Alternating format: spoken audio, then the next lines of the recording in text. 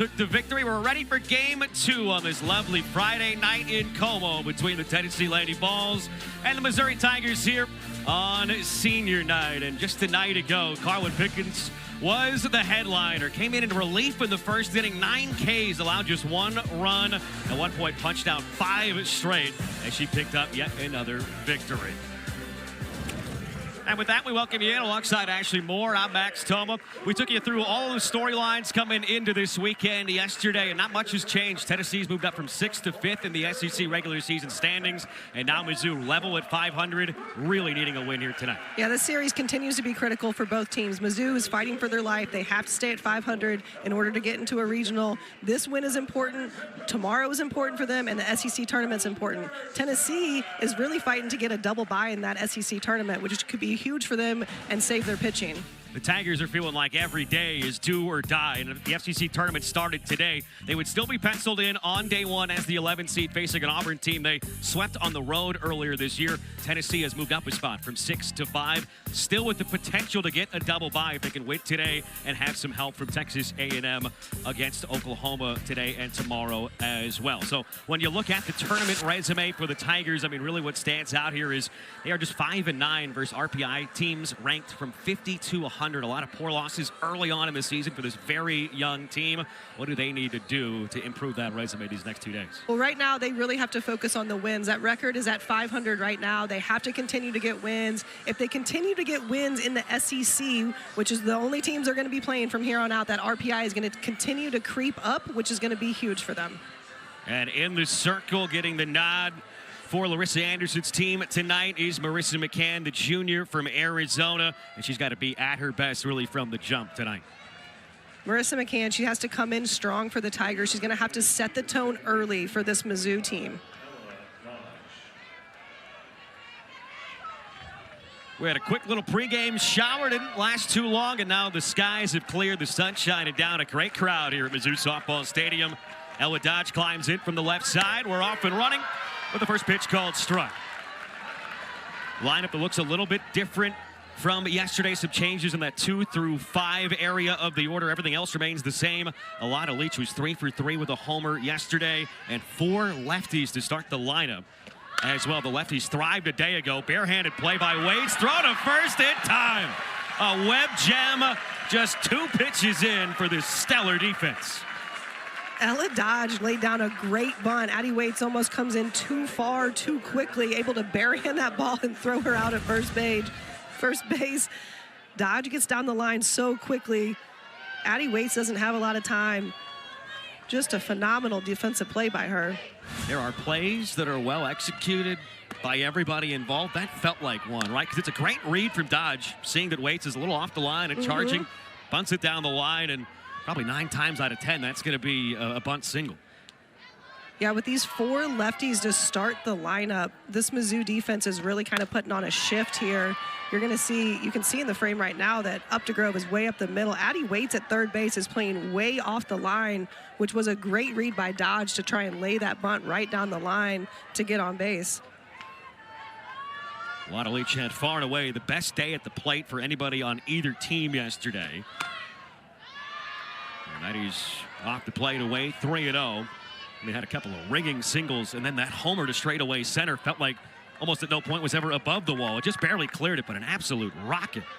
Well, I really like this move by Coach Weekly. She moves Alana Leach into the number 2 spot because Ella Dodge had really great at-bats for Tennessee last night where she got on base a lot. She was really aggressive on the base pass. So to give Leach a little bit more of an opportunity to get some RBIs. Alana Leach doesn't walk a ton. That's just her 11th walk of the season. As you take a look at Karen Weekly, in year 25, there's no doubt what the goal is for this Tennessee team any year, and especially this year, looking for that first ever national championship. And you see the 9 next to their name. If they get a sweep this weekend, win today, win tomorrow, maybe they crack the top 8. They're certainly going to be hosting a regional for the 21st straight year. They'd love to be hosting a super again. Well, in hosting a regional, they do it, it seems, obviously, for the last 21 years. But if you can host a super regional, that just puts a little less stress on your team. You can play that super regional at home. It's a little bit more comfortable. You don't have to travel. And it ensures that you have a win a little bit easier. Taywin Holly flares one out to shallow left. Late break and a shoestring grab from Hill for out number 2.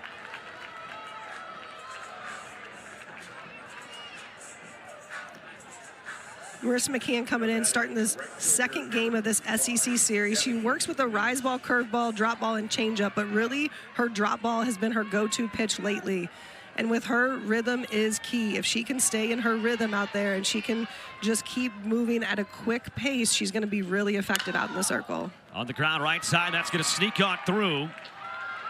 A 2-out single for Gabby Leach, who's now 2 for 4 in this series. The Twins have combined for 5 of the team's hits. And a couple of 2-out base runners now for Emma Clark.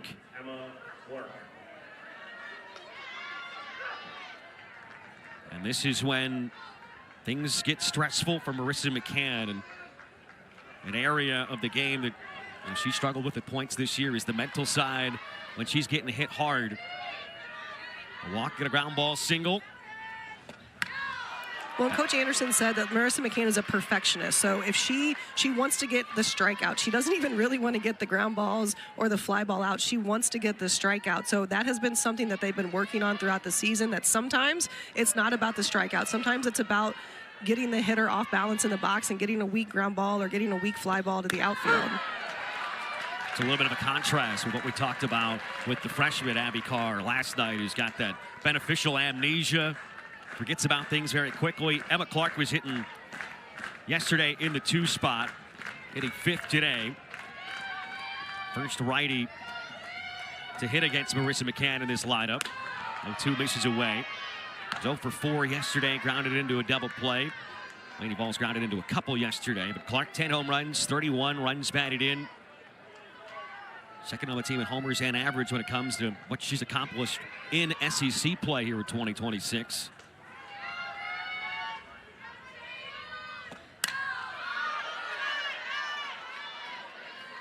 And the approach feels very similar to what we saw against Sierra Harrison yesterday. I mean, look at the pitch count. It's only at 13 so far. There's only 2 on, 2 out, and a 1-2 count. And yesterday, the lefties in this lineup just absolutely thrived against Harrison and Carr. The lefty hitters were really aggressive. They were first pitch swinging a lot. They were really looking to swing on that first pitch, weren't waiting to get deep into counts. They saw a lot of success against Harrison and then Abby Carr late into the game as well. A Tennessee approach yesterday felt like the approach we were seeing in the circle 2 from Carwyn Pickens. It was just aggressive. We're going to come right at you, show you our best stuff. We feel like we're the better team, and we're going to go out and show it. And now the count has run full.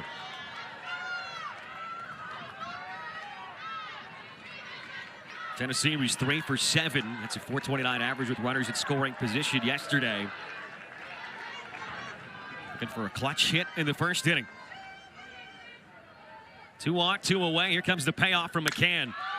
And it's lofted in the air out to shallow right field. Should do it for the inning, and it will.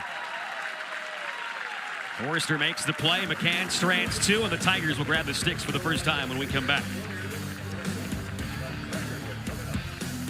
Very familiar start, because for Tennessee in the circle in game 2, it's the same starter as game 1. Sage Marjetko, who makes her 18th start. Just about 100 innings logged so far, that ERA at .92, but she only got 2 outs yesterday. 19 pitches. She walked 3 batters. She was dealing with the aftermath of that 32-minute rain delay. So she's still very fresh. Comes right back out here, and she will face the exact same lineup as yesterday, too. That's a product of having a great pitching staff for Tennessee. They were able to pull her, bring in Carwyn Pickens, but Sage Marjetko throws a lot of strikes. She obviously was off of her rhythm out there in the circle, so Karen Weekly able to bring in Pickens.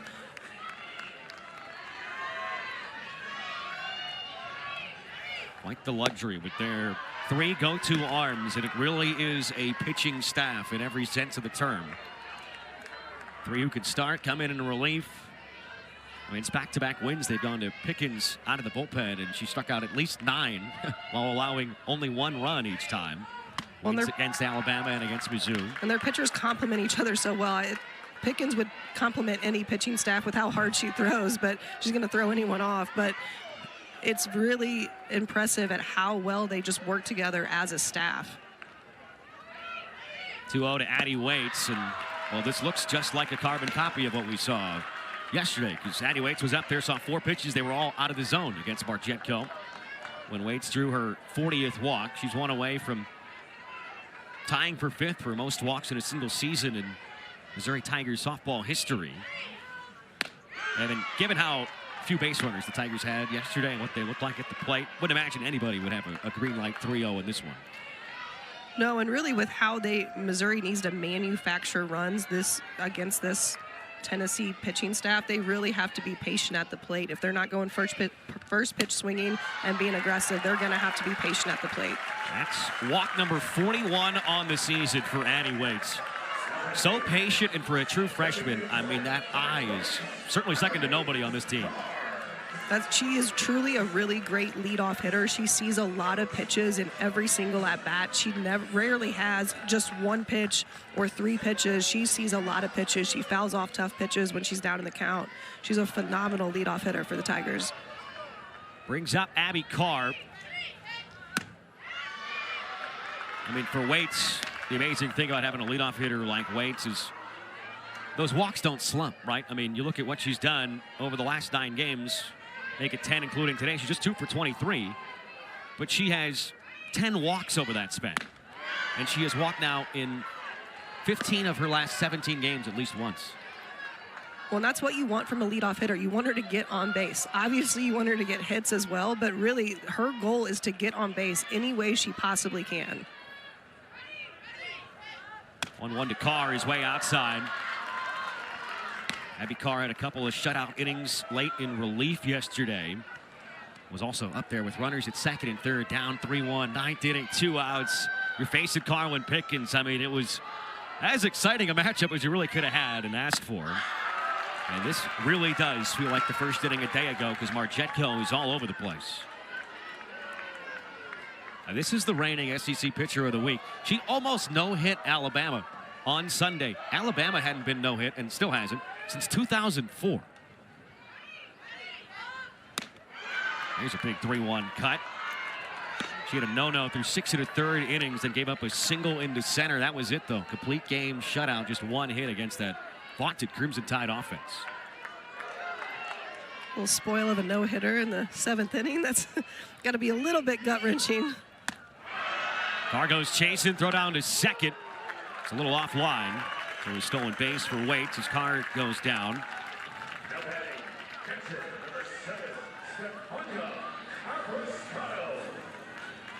You're just talking about Sage Margetco. She throws about 65 miles per hour. She's going to really work on her drop ball. We've seen this rise ball kind of working out of the zone. Has a lot of spin on the ball. Doesn't throw as hard as Carlin Pickens, but minus these last couple innings, she's very good at throwing strikes. She's good at getting ahead of hitters and really normally in the zone. I thought you were going to say, but nobody does. Pickens, like you said, would compliment any staff. And there's a good stop from the freshman behind the plate and Morrison. Stefania Abriscato up there at the plate. Certainly had the loudest swing of any Tiger yesterday with her solo shot off of Pickens. That came in the 6th inning. One of the longest home runs of the year at Mizzou Softball Stadium. When you catch it clean and get a barrel against 75, 76, it's going to travel quite a ways. When you have Carlin Pickens throwing 75 and you have Stefania Abriscato with her quick hands at the plate, if you can connect, that ball is going to go a very long ways, and we saw that happen last night. Yeah, her hands are so quick. It's something you mentioned off air in the build up to this game. Most of her home runs, and she's got 9 this year, are usually tucked down the right field line. That one was out towards right center. Fouls this back. Well, here's the swing from yesterday. It came with the Tigers trailing 3-0. She leads off the 6th, and this thing was in the air for quite a while. She got on top of that ball, and again, with Carlin Pickens throwing as hard as she does, if you can get a barrel on that, it is going to go far and long. Able to lay off, use the full force of the body there to hold back. Another 3-ball count. That's 3 in a row. It's already 17 pitches, just 1 out recorded for Sage Margetco. 7th pitch of the at-bat coming. Hit sharply past the first baseman, Clark. Waits flying around third. She's going to score. And the Tigers have their first lead of the series. We just talked about Abriscato's quick hand. She gets them through the zone, gets a ground ball right past the first baseman. She does such a good job of staying inside the ball when she swings. You know, Larissa Anderson moved her into this number 3 spot. She has been the number 2 hitter for most of the season. The past few weeks in the SEC series, she's been in the number 3 spot, and she has done a lot of damage for them. Yeah, her car flip-flopped. And right after we were talking about, she likes that right field line. Goes right forward, it pays off. So after an 0 for 10 start to the series with runners on, the Tigers get their first hit, and it produces a run. Abby Hay able to hold up. 0 for 3 day for her yesterday, grounded into a double play as well. Let's have 4 home runs in her last 10 games. She's homered in the last 2 midweek games.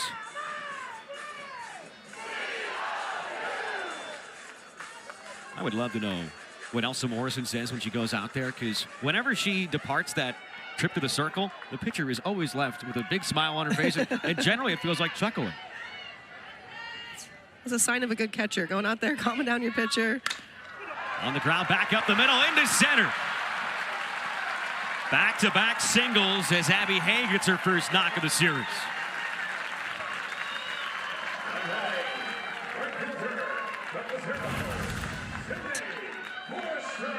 It's a good job by Abby Hay after kind of laying off the rise ball on that pitch before. Comes back, she comes inside on her and manages to take it up the middle. Abby Hay, not normally an inside pitch hitter, which is a little rare for a number 4 hitter, but she normally likes that ball in the outside corner. She does a good job of getting her hands through the ball and driving that ball right back up the middle. This is about when the bullpen started loosening up with Colin Pickens yesterday. This time it's Aaron Newer, the sophomore, getting loose. And it's not like the final line was too bad for Margetco yesterday in terms of, I mean, she didn't allow a run, she didn't allow a hit. Her ERA actually did go down a tiny bit when she got 2 outs in game 1. But, I mean, this is somebody coming off one of the best starts we've seen this year from any SEC arm. Talked a lot about Megan Rhodes-Smith yesterday in year 6 with this staff that you can pretty much pencil them in terms of ERA in the country being first or second these days. First this year, first last year, second the year prior to that. She's done such a good job with this Tennessee pitching staff, and it's just changed. Softball has changed a lot from just having one pitcher to really having a pitching staff. Off the top of the mid at Dodge, station to station, 3 straight singles. Sydney Forrester goes the other way, and the Tigers have the bases loaded. 1 run already in. When you talk about a game of inches, these last 3 hits, one just past the mid of Clark at first. That ground ball up the middle off the bat, you're thinking maybe it could be an inning-ending double play. And now this off the mid of Dodge at second. And now the infield, all 4, going to take some steps in as Sanaya Hill comes up. The redshirt freshman was 0 for 3 with a strikeout yesterday.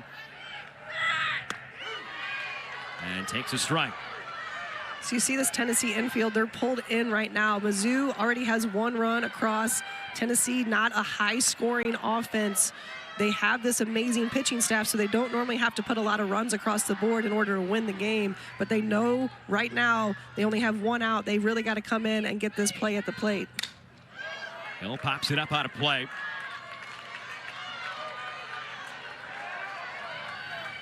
How does the approach now shift for Hill at the plate, knowing she's behind 0-2, and you got to score at least 1 more? Right now, she has to put the ball in play. She needs to get a ground ball to the right side to be able to score this run from third base. Goes down swinging. Massive K for Sage Margetco. The situational hitting struggles continue for the Tigers. That is a big strikeout for Margetco. Comes in with the rise ball ahead in the count 0-2 and gets Hill to swing at this pitch. It's almost too good of a pitch to be 0-2. And now pumping strikes is Madison Upgrove. He's behind in the count. Shortstop 0 for 2 with a strikeout yesterday. A really nice play defensively, able to throw out a runner at home to end an inning. And 1 hops in there. Margetco punched out 6 in that complete game shutout where she lost the no-no back on Sunday. On a 7th inning single from Audrey Vandegrift. Already a couple Ks for the first 2 outs. And now 1-2 the count. She's looked different since that trip out to the circle from the pitching coach. Margetko looking like she has a lot more confidence out there in the circle, especially after that strikeout to Hill. She's coming back, has kind of found her rhythm out there. Back-to-back punch-outs with the bases loaded. A fist pump from Sage Margetko, and she limits the damage to just one as Mizzou trans 3. 3 hits in the first inning for a Missouri offense that produced just 4 all night in game 1. They will be playing from ahead today, though, after the RBI single from Stefania Abriscato, the catcher, who has driven in both runs in this series for the home team. And Tennessee 10-7 when opponents score first against them. Yesterday, they added win number 31 to just 1 defeat when they score first. So we told you, maybe not a more important team in the country to score that first run against than Tennessee. 31-1. Well, I think that's what Missouri was kicking themselves for last night. They had bases loaded when Carlin Pickens came in that first inning. They weren't able to get a run across. First pitch swinging. Ground out 5-3 off the bat of Elsa Morrison. Andy Waits has had a lot of action over there at the hot corner. I mean, yesterday, Mizzou had the leadoff runner on 4 times and went 0 for 9 with runners on, and in no inning did they score that leadoff batter.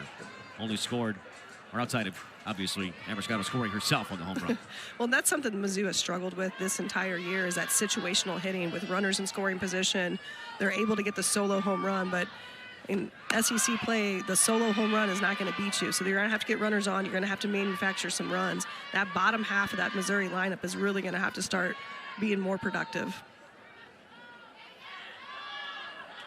It's one of those innings for Missouri. Yes, you have the lead. You get to play from ahead, as that's on the ground right back up the middle.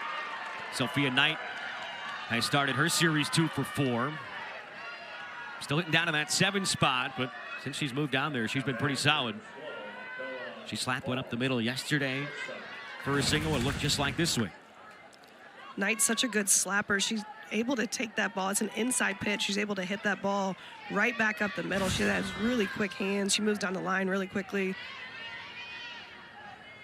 But even though, if you're Missouri, you take the lead, that's, I mean, you got to note that bottom of the first inning, because that's going to come into play, it feels like, later in the game, because they're certainly going to feel like they should have scored at least a couple. And you want to put up a crooked number when you have the opportunity to do so against any pitcher that Tennessee's going to throw your way. Yeah, with bases loaded, 1 out, you're hoping to at least get one of those runs across the board. If you can get a ground ball to the right side and get you another run, just a little bit more insurance. Fall gets underneath it. Abby Hayes right there. 2 down. I mean, really, the X factor for either of these teams this weekend, you feel like could be the bottom third of the lineup, because for both teams, 7, 8, and 9 has had a world of trouble. For both teams, and really that is what's going to be, that's what's going to make them win in the postseason, right? Even that SEC tournament, you're going to have that bottom half of the lineup being able to get on base or get RBIs if you have runners on base already. I mean, for Tennessee, you look at that bottom tandem, and they are tremendous defensively at short and third respectively, but Faw is now 0 for her last 12, and Maddie Rutan steps up. She is 0 for 10 over her last 5 games. Game prior to that, though, she was 3 for 3 with a homer and scored 3 times against Kentucky. So you know it's in there. 1-1 to count. When you mentioned Rutan had such a good game defensively yesterday. She made a couple of plays that saved some runs probably for Tennessee, was able to keep some runners off the base paths. Jab shot, right field line. Forrester gliding over, makes the play in foul territory. And that will end the inning. 1-0 it remains halfway through the second here in Como.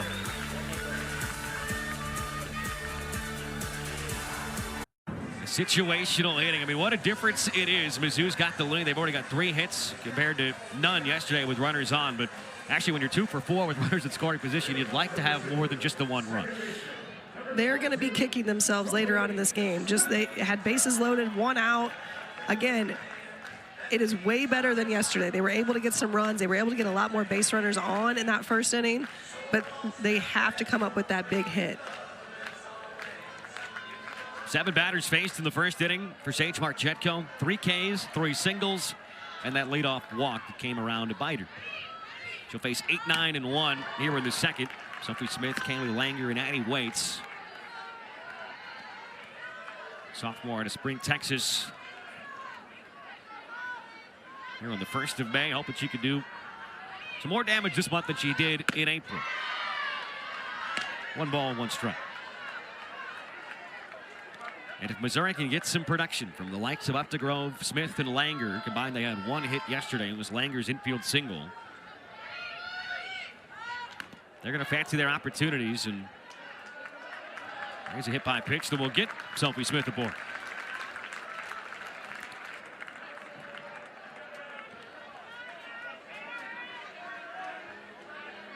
On the appeal, after Karen Winkley discusses things with Kevin Condon, the home plate umpire. That's J.C. Bartley, who said she did not go around. Donald Brown is the crew chief, who's currently right behind second base. Take our first look at it.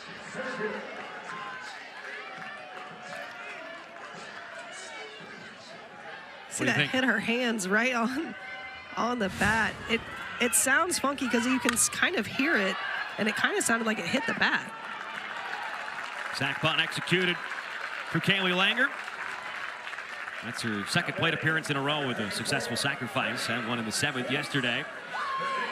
Yeah, hit her in the hands. She did almost go around, and it was hard to tell live up here in the booth because that sound did sound more like a foul ball than a HBP. And I didn't know if it hit her elbow or her hand, but you can see Sophie Smith out there. She's been, she took her batting glove off. She's kind of been moving her hand quite a bit. That's a dangerous play for a hitter. That's like the worst spot to get hit. You see a lot of broken fingers, broken wrists when that ball comes up and in on you like that. All the small bones in your fingers and in your hand, and she's certainly shaking it off between every pitch. Something to keep an eye on next time she's up, and even when she's out there on defense at second. It's her glove hand too, so if it is a broken bone or something like that, it's going to be hard to squeeze ground balls or turn a double play, line drives, anything that's going to involve having to really squeeze that ball with your glove. I mean, you could tell just looking at the grimace on her face. She's in a great deal of pain. Waits walked and scored in the first inning. Takes a strike to fall behind in the count here.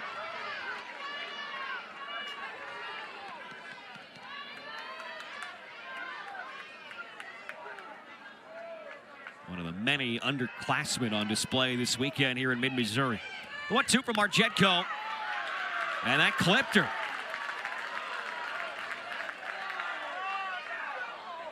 Oh, what's the call here? They're going to bring her back in the box. And now that'll bring Larissa Anderson out. And now the home plate umpire hearing it from both end coaches. I'm surprised Addie Waits doesn't have this happen more often to her. She is very, very much up on that plate. She crowds the plate. She has that elbow guard. She kind of turns into it. Sometimes when she turns into it, like she did right here, that elbow's out over the plate, and you can see it right there. She doesn't move. The ball hits her, but that is not necessarily a hit by pitch when your arm is over the plate. You could just read the expression adorned on her face there. She knew what she was doing, but hey, that's a true freshman who is just stoic in the box and never really phased. No, she is not phased. She gets hit a lot by pitchers. Again, she crowds the plate a lot. Credit to her. She's not afraid to take one. She's going to get on base any way she can. And now she's worked it full. Pitch count is about to hit 40 already. Only 4 outs for Sage Marjetko so far. 3 strikeouts in the sacrifice bunt. Waits with a runner at second and 1 out. Taps one foul right off her front leg.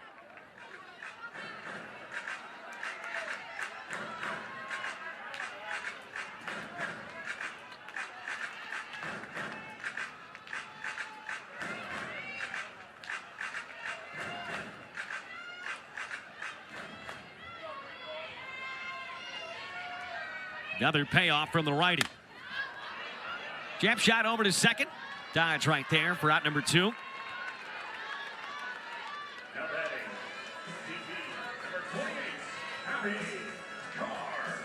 Number 25, Florida. Number 15, Oklahoma play the second game of a big 3-game baseball series tomorrow night at Kimry Family Stadium in Norman. Coverage begins at 7 Eastern, 6 Central on the SEC Network and the ESPN app.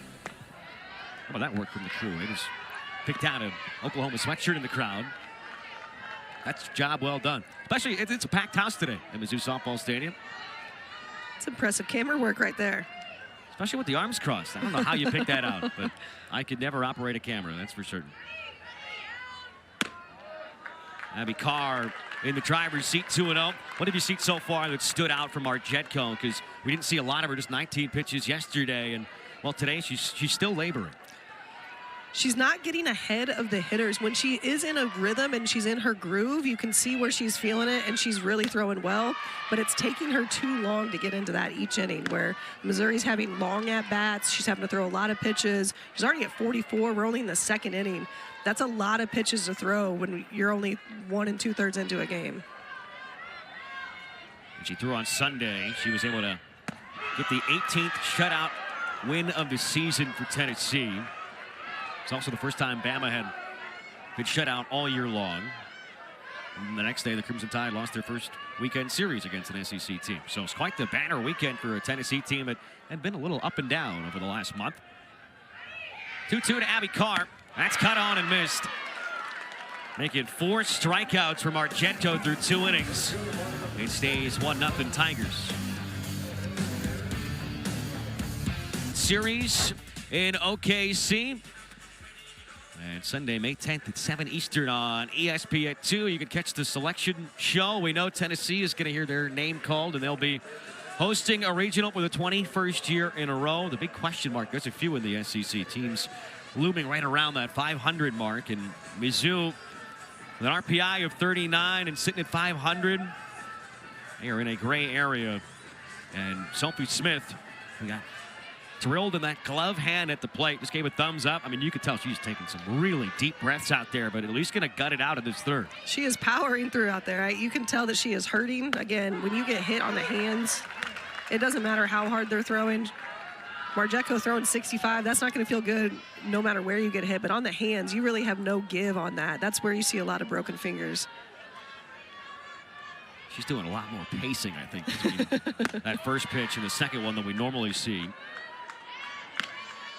Ella Dodge made it out on a bunt that was barehanded by Addie Waits at third to begin the ball game. Was 2 for 4 yesterday after going just 2 for 15 over a stretch of her last 5 games coming in. And she drives this one deep in the air out towards right field, down the line, and it is gone. We're all tied on Ella Dodge's 11th home run of the season. Ella Dodge got absolutely all of that ball. You can tell she was waiting to see if it was going to stay fair or if it was going to swing foul, but it definitely stayed fair. Did a really great job of getting her hands through that ball. One of the better home run celebrations you're going to find always in the dugout for the Lady Vols. I mean, if that was fair, it was certainly going to leave the yard. That had a ton of hang time, just a moonshot. Had a lot of backspin on that ball. She had a lot. That ball was in the air for a very long time. I mean, she hits in the leadoff spot now, but 11 home runs is second on the team. She's the team leader with 44 runs batted in. Didn't have an RBI across her last 6 games, but drives in herself here. Solana Leach lifts one out. Lazy fly towards Sill in left field. Sill makes the catch for the first out. One more look at this homer. I mean, this was crushed. You see her looking to make sure it's fair or not. Umpire gives a little tap. Hey, get to running. There could be a fine line between admiring and just watching for yourself to see if it does stay fair or not, and especially when it's a lefty hitter and it's down the right field line. He was just making sure. You can see the home run signal, I mean, long before that ball actually touched down. Yeah, the first base umpire called it pretty quickly.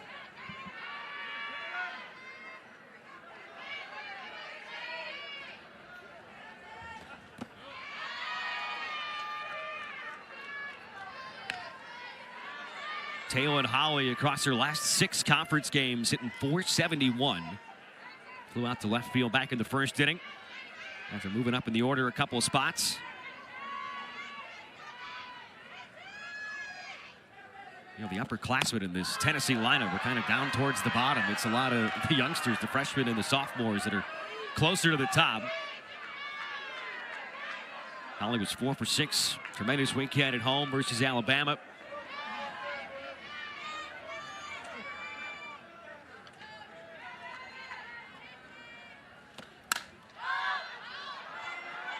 Players this out of play the other way over the dugout.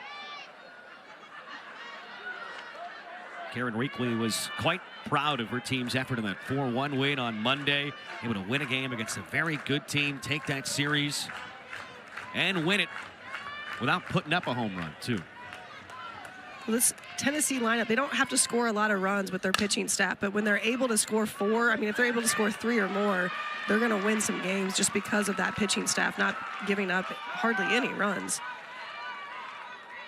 When you're dealing with an injury, you know it actually, the softball's going to find you, and it just found Sophie Smith. The ball is going to find you. It's going to find you if you're the new kid out there in the field. It's going to find you if you're fighting through an injury, and that would have been a tough play with a healthy Sophie Smith out there, but you can see she just didn't feel it. She's not herself out there right now. Abby Leach shows bunt, pulls back at a called strike. You never hear about the other side of that coin. If you're playing really well and making a lot of great plays, does the ball just stop coming your way? I don't know. But that was always going to be a difficult play on the backhand side, dealing with that injured glove hand. Just outside, a ball and a strike. Leach had the first hit for the Lady Vols back in that first inning. A 2-out single that gave them 2 runners on. They've stranded 3 across the first 2 innings.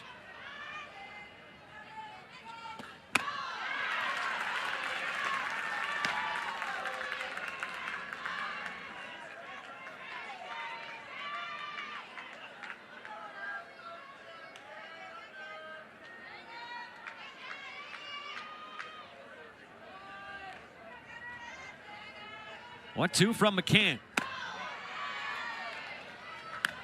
Nipping at that outside edge.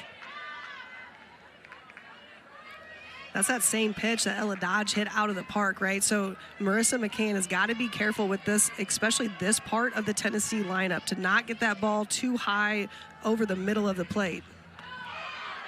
That slips past Abriscato. And a free base for Taylor Holly. And this will bring a trip out to the circle from Larissa Anderson, and the entire infield's going to congregate. Huge spot here. Tie game. Momentum has certainly slipped away after that solo shot from Dodge. Now a 1-out single. A pitch to the backstop and a full count. Big spot here for McCann and co. And that's a tough pass ball for Abriscato. You had a double play opportunity with the runner on first. Now she's at second. You take away that double play opportunity and you put a runner in scoring position. McCann's going to have to lock in right now, get either a ground ball or a quick fly ball to an outfielder. Tennessee just 1 game back of the Aggies, who had that come from behind victory earlier today after their game was suspended in the 6th inning last night versus Oklahoma and Missouri. We know what they need to do. It's stay at 500 or better. And wins this weekend against one of the best teams in the country would go a long way in helping out that RPI. Long run in for Hill over towards the line. Makes the chest high squeeze.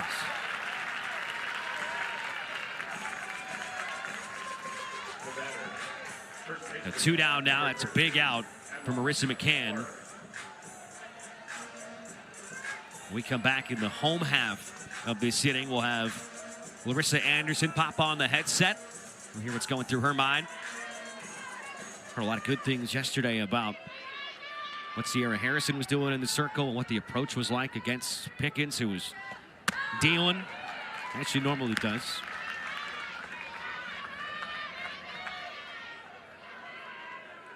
Wouldn't imagine we would see Carlin Pickens today, but could probably pencil her in right now as the would-be starter for Game 3. I think Mizzou will definitely see her in Game 3. She did throw 101 pitches yesterday, even though she came in the first inning in relief, but that's a lot of pitches. If they can give Carlin Pickens a day off so she can come back for Game 3 against Missouri, she's going to be a lot more effective. It was funky to try to predict today because Marchenko only threw 19 pitches, didn't go an inning yesterday. Would they go with her or would they go with Aaron Newer?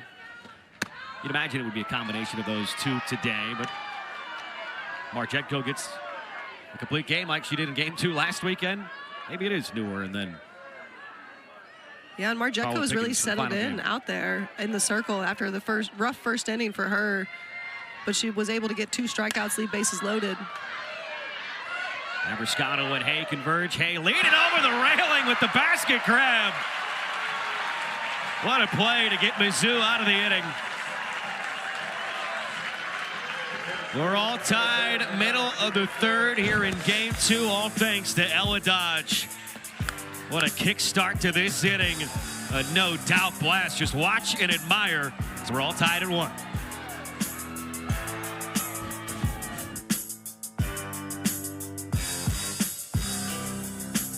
Where we are all knotted up 1 apiece between Tennessee and Mizzou. Max Toma, Ashley Moore with you, and we're joined now by Tigers head coach Larissa Anderson. And coach, what was the message today? Because obviously it's probably felt like win or go home for you guys for a long time, but now 27-27, feeling like you probably need one here today. It's been win or go home since I think March 6th. So I mean, we're just fighting every single game and trying to put the best product that we can on the field and having a good time doing it. Coach, I'm loving the graphics behind you, but talk about what you're liking from Marissa McCann right now. She's looking really good in the circle. She is. She's keeping them off balance. I feel like they're guessing a little bit, and we just got to keep trying to play that cat and mouse game and work different sides of the plate and throw some change-ups in there. What's Sanaya yelling behind you? So this is our Instagram, our Almost Friday Instagram. So please follow. It's funny. Almost Friday _own it. There we go. Perfect. Yes, MIZ. Thanks, Coach. We appreciate it.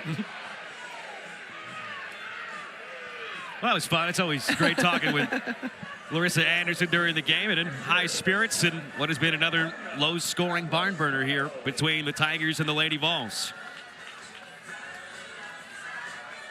And back to Sage Marchetko. Second time through the order. She'll face 3, 4, and 5, and it's Stefania Abriscato first, who has yet to make it out yet in this series. 2 walks, a home run, and an RBI single her last time up. Who went sharply right down the first base line past Clark. Average up to 335. That 9th home run was absolutely demolished out to right center. Okay, with the 6th inning yesterday. Playing with a lot of confidence. She had that incredible stretch in mid to late March where she had 6 home runs in an 11-game span. She was thriving in that Auburn sweep on the road. Waited on this one a long time, but chops it weakly towards Dodge and retired to start the 3rd.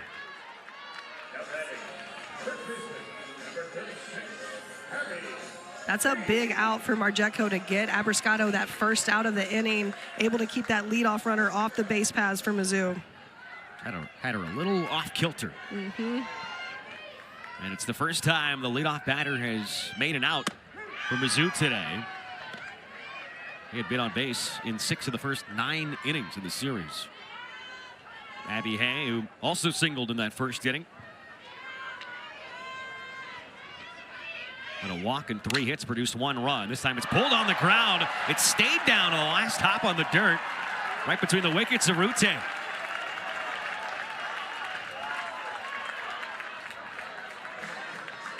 You can see Rutan really thought that ball was going to hop up, and that ball stayed so just low. It never even took a hop off the ground. Kind of goes, she just gets 5-hold on that.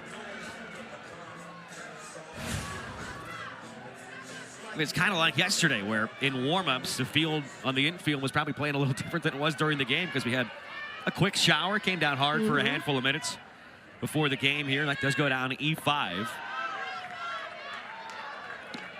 But that's just a tough play. The first bounce is true, and the second one, it just stayed down. Just stayed down, and there was no second bounce on it, so she just stayed down, and Marchetko wasn't able, or Marchetko probably thankful that that's ruled an error. What do you tell your fielder when that happens? But is there a lot you can do? Just go get the next one. I mean, it's just like hitting, right? In softball, baseball, it's a game of inches. You're going to make mistakes. Major League Baseball players make mistakes, right? They're going to make errors. You're going to swing at bad pitches. It's just on to the next pitch. Right back her way, makes the catch. Thought about trying to throw behind the runner, Abby Hay. But that's softball. We talked about if you're hurt or you're not playing the best or you're new, the ball's going to find you. If you've just made a mistake, the same is going to hold true. Well, you see that, you know, the next batter hits that ball right at Rutan. And you're seeing, like we talked about, if you're the new kid out in the field, Sanaya Hill from Mizzou playing left field, a position she hasn't really played. And she's had a lot of balls hit to her out there this game.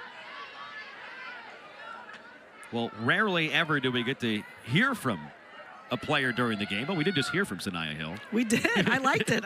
We should bring her into some more interviews. 2 outs with the runner at first in a tie game. Marchetko pops in a strike, nothing at 2.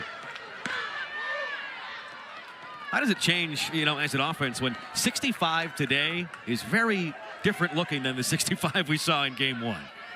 Well, the 65 in game 1 was a changeup, so it is very different when right now, you can get loaded a little bit easier. You don't have to be so far out on your front foot. You don't have to be as aggressive. You can kind of see the ball a little bit longer before you decide to swing. You're able to be more disciplined at the plate. And that's where Carlin Pickens is so effective. She throws the ball so hard. You have to decide so quickly if you're going to swing the bat or not. Another 0-2 for Marchetko. And a great scoop on the one hopper from the freshman Morrison. Last night, I don't think I've ever looked at the radar gun as much as I did when Carlin Pickens was out there. Because sometimes you almost second guess yourself on the off speed. Right. Well, was that a changeup or was that a fastball?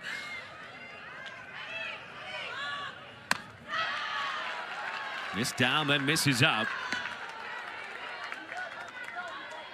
After a rough first inning, Sage Marchetko is settled down. She'll think that she should be out of this inning. But the E5 is why Mizzou is still alive. Does a great job of varying speeds. And that was 49. Yeah, Marchetko, you see her mix up a lot of pitches. So she throws a lot of different pitches. She has a lot of spin on her pitches. So it's going to the speed is not going to be consistent, even if she's going to throw 2 drop balls in a row, 2 rise balls in a row. With how much spin she puts on the ball, it's not going to be the same speed. Oh, just fighting these off. Beat on her hands at 66 that time. 0 for 4 with 2 strikeouts, the redshirt freshman this weekend. Just her 13th start of the season, but her 7th in a row. Was 2 for 2 with a homer and 3 RBIs on Tuesday versus Kansas City.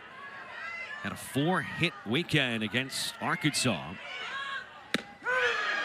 Inside corner, froze her and got her looking.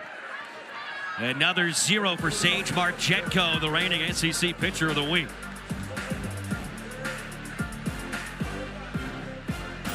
That makes it 1-1, and that's where things stand.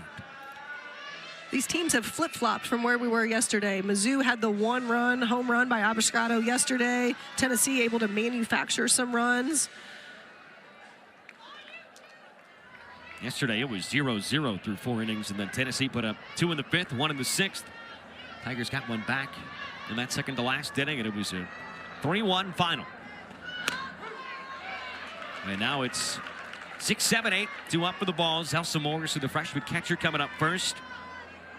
Marissa McCann, second time through the lineup, 45 pitches. You look down at the bullpen, it's starting to stir for the first time for the Tigers. Towards the right field corner as Forrester angles over and makes the catch.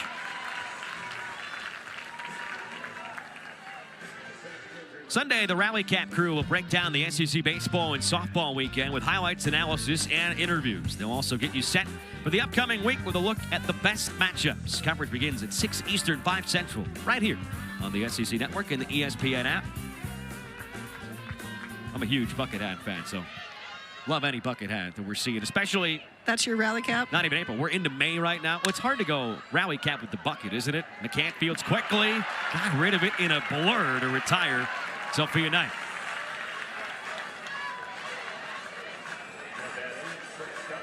McCann does a great job fielding her position there. That's a good bunt. And she's able to hop out of the circle and make that play. But May is a great month of the year to bring out the bucket hats, right?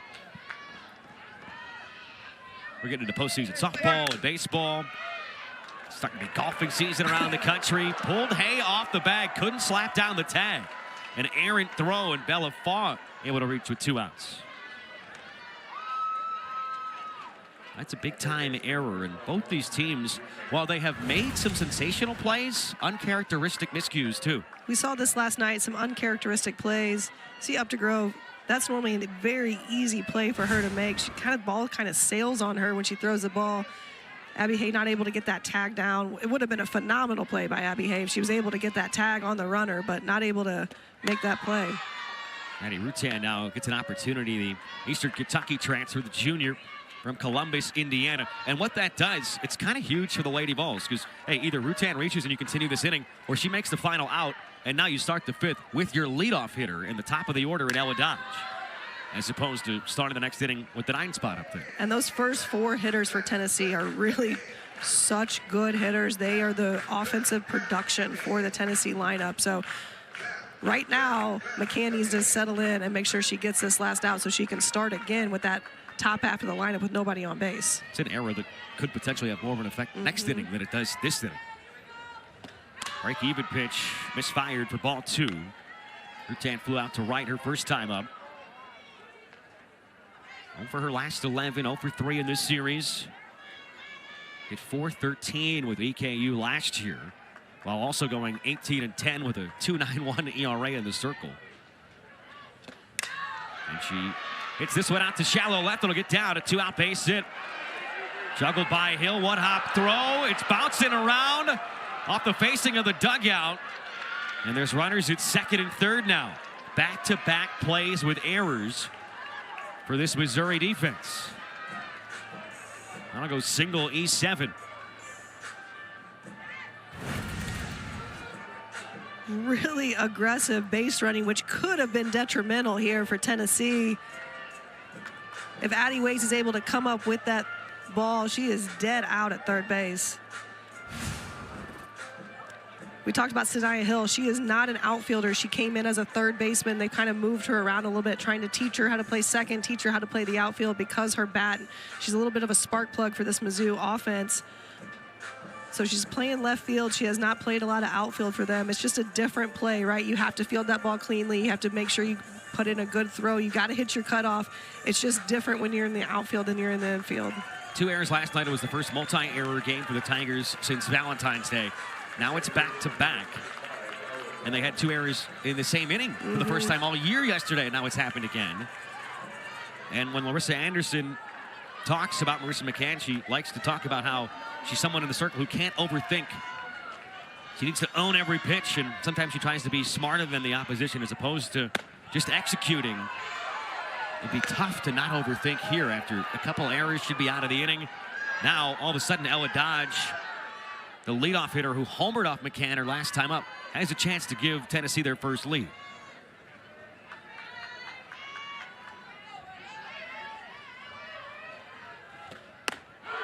Back in the zone and level 1-1. Well, with this top part of the Tennessee lineup, Marissa McCann's got to keep the ball low. She cannot miss high and over the plate like she did the last time with Ella Dodge. On the ground, past the diving Waits. Ella Dodge comes through again. The throw home from Hill gets all the way to the backstop.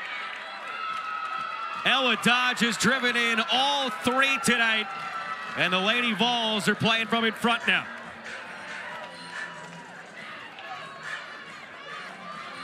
Ella Dodge has been so impressive in that leadoff spot. When she's able to have the opportunity to have some RBIs, she comes up big for Tennessee. Doesn't try to do too much, just pitches on the outside corner. Goes the opposite way. You see Addie Waits playing way far off.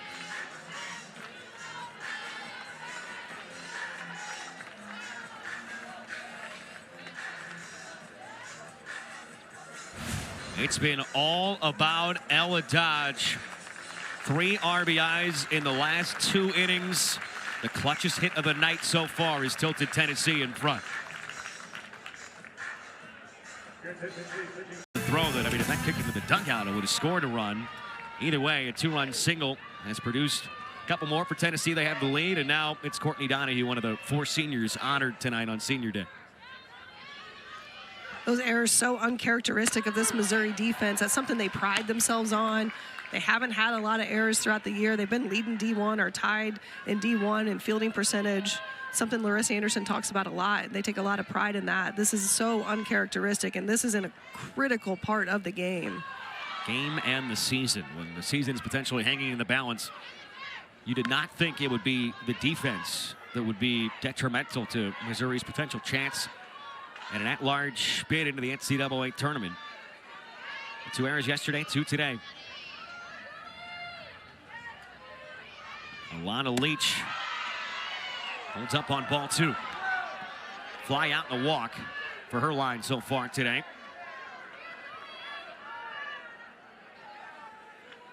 .344 average facing Donahue, who pitched twice over the weekend versus Arkansas. Didn't get an out on Saturday in game 2, but gave up a couple runs, and Leach rips one right back up the middle into center. Langer comes up firing a one-hop strike to the plate. Dodge moves up to third. They're at the corners.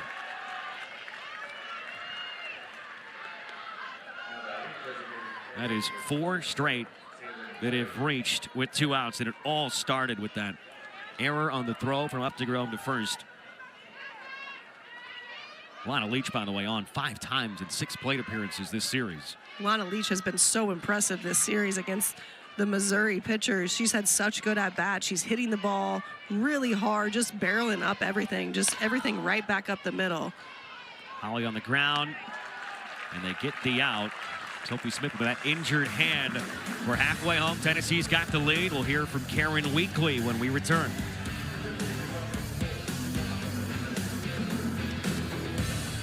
As we are joined by Tennessee head coach Karen Weekly. And yesterday you were talking to us about stringing together the need to productive at-bats. It feels like with 2 outs, especially after the mistake, you guys just accomplished that. Yeah, and to get it starting at your 8-hole, I mean, that's big time. You know, just something up the middle, just enough to get us on base. Maddie comes through with a nice base hit to the left. Bella reads a bobble, aggressive base running, gets an extra base, puts 2 in scoring position. Coach, what are you liking from Sage Margetko today as opposed to yesterday? Well, started off a little slow.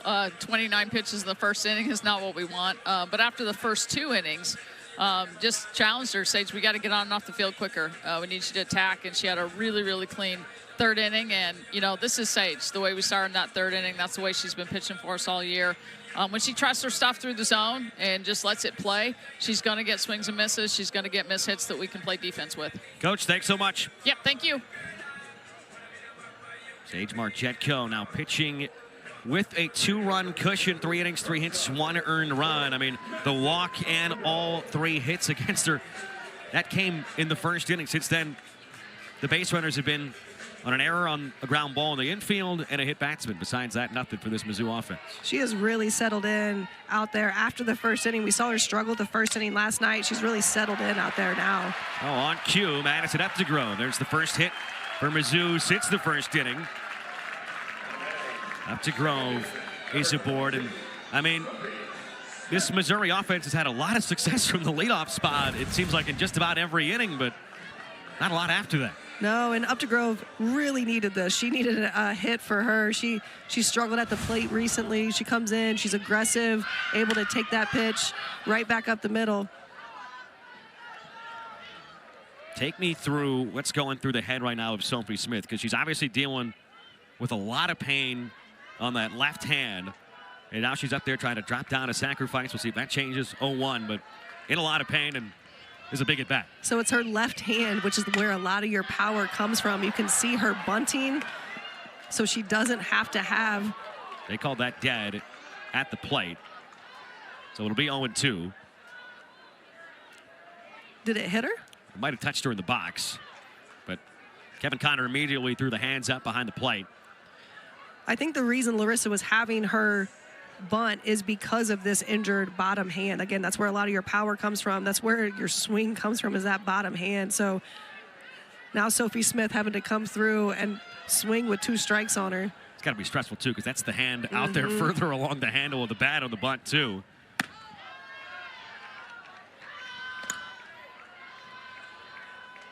Down to just the 4th inning.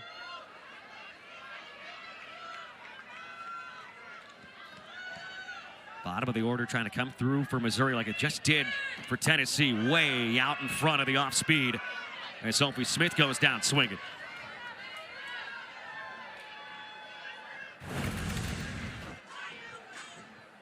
This bottom hand definitely affecting Sophie Smith. She's not all in there mentally in the box.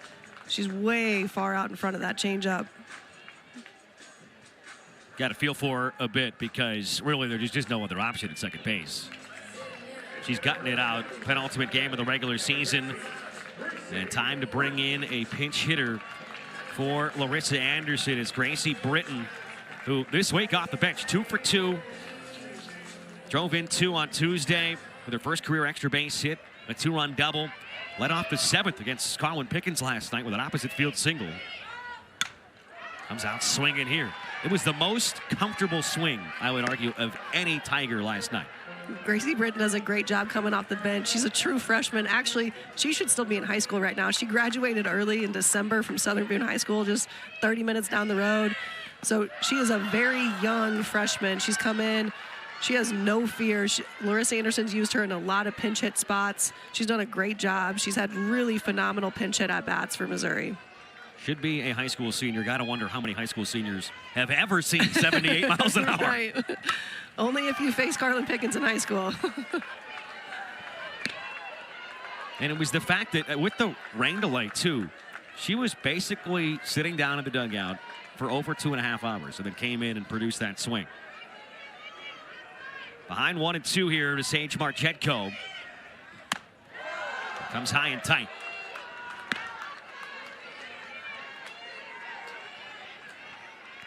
This feels like in this series and in this game, if Missouri wants a chance at rallying, they have to take advantage anytime they have runners aboard, especially the leadoff runner on.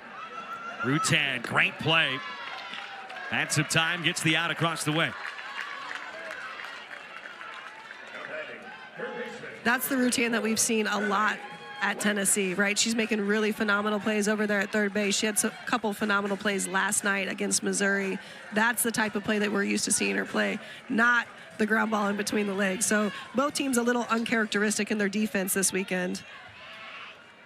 That was smooth, and Rutan and Fall on the left side of this infielder. So smooth. No reason to be too aggressive if you're up to Grove on that ball in the dirt. So back to the top with Addie Waits. Driven in 15 this year. It's another situation where leadoff batter reaches, couldn't get the sacrifice down. And now you need a 2-out base hit. And those have been hard to come by. Missouri is 1 for 11 with 2 outs so far through a game and a half.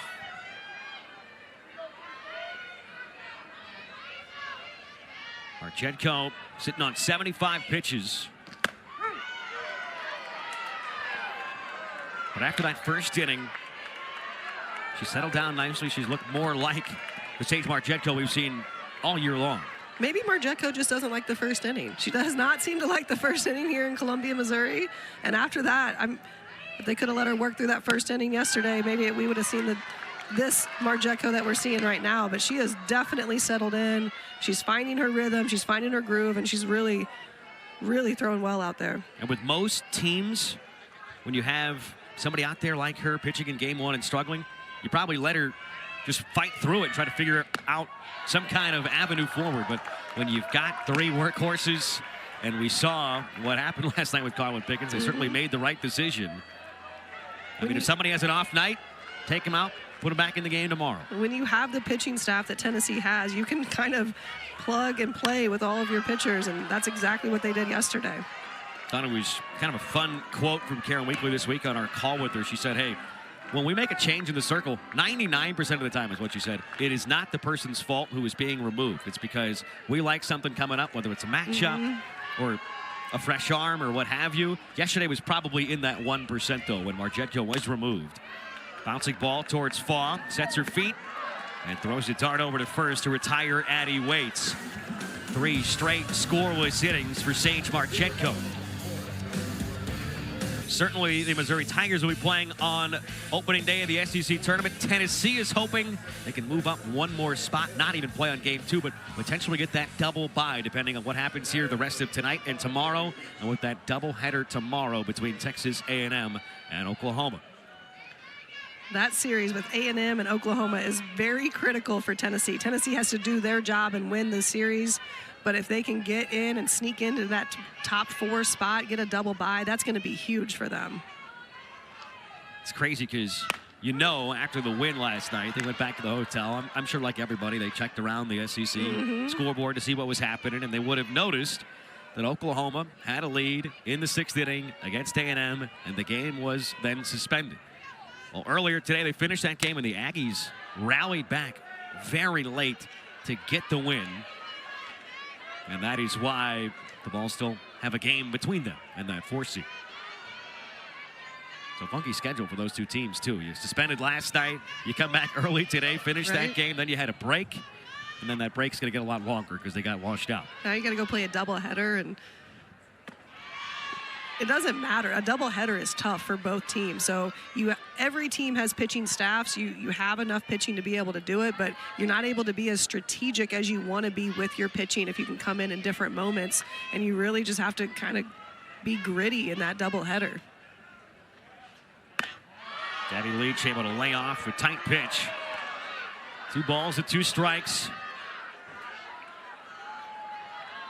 Scoreline here right now is the exact scoreline we had at the end of yesterday's game.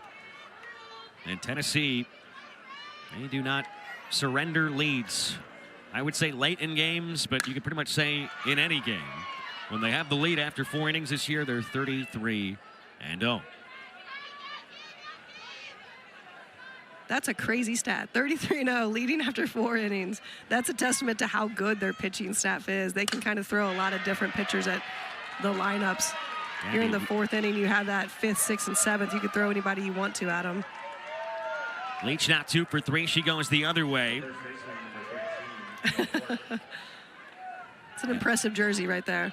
I mean, that jersey is the giveaway that you're looking at the father of Gabby Leach and Alana Leach. How do you think he decided who got the orange and who got the baby blue? I wonder if they had any choice in that. You know, I always wonder when you see those in the crowd, what's the process of going about getting that jersey? Because I got to imagine I mean, maybe other family members have it, but a 1 of 1, maybe a 1 of 3. There's not a ton of those out there. No, it's one of a kind out there. It makes it even more special. That is Todd Leach. And that's a family that is all about Rocky Top. And he's seeing both twins produce a ton in this series. On the ground, up to Grove's way. Gets the out at second. No time for the relay, but well, the infielders that have made errors, it feels like the next opportunity they have had, it's looked more like their normal self between the likes of Updegrove and Rutan. Zanaya Hill is in at second, and Lenny Ramsey is in left field, right now. We talked about Sophie Smith. She was fighting through that injury really hard. Larissa Anderson talks about how much of a competitor she is. I think she tried to fight it out as long as she can. I wouldn't be surprised if we're going to see something come through with an injury report later. She got hit on the hands with the bat. It's just, she was really trying to fight through, and you could tell in her at-bat she was really struggling. So bringing Sanaya Hill in to play second base, kind of switching up the defense, seeing if they can get a little bit of pop in their lineup. And for how tremendous this defense has been this year, there are a lot of players in new spots, right? Hill's a third baseman who was then playing second, and then part of kind of a revolving door in left field.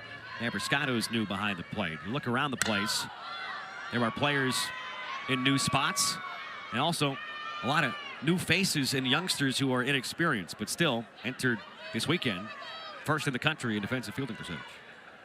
When we've talked about Missouri a lot being very young, they have a lot of freshmen in the lineup. They have a lot of freshmen playing different positions. Everyone's had to be a little uncomfortable, right? So you have to be uncomfortable and you still have to succeed, but they have a lot of young players, which is why you're going to see that record earlier in the year not be as good as they wanted it to be. Larissa Anderson likes where her team is now. She just wishes they would have been there in February. 3 balls and 2 strikes, a patient plate appearance here, and shout out to whoever crunched the numbers to figure out that 2.13 average starter's age. It's always nice to be in the booth for you and me and not have to figure out those type of factoids. We just get to read it. That's right. In the game notes or in recaps or on the screen. There's a 1-out walk and there's 2 runners aboard. That's just the second walk allowed by the combination of McCann and Donahue tonight.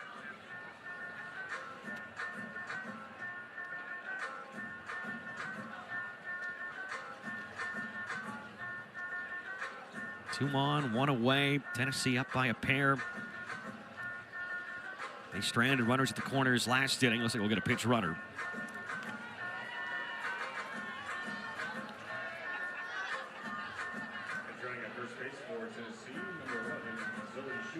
Zoe Schuler will come in to run. Get some more speed on at first.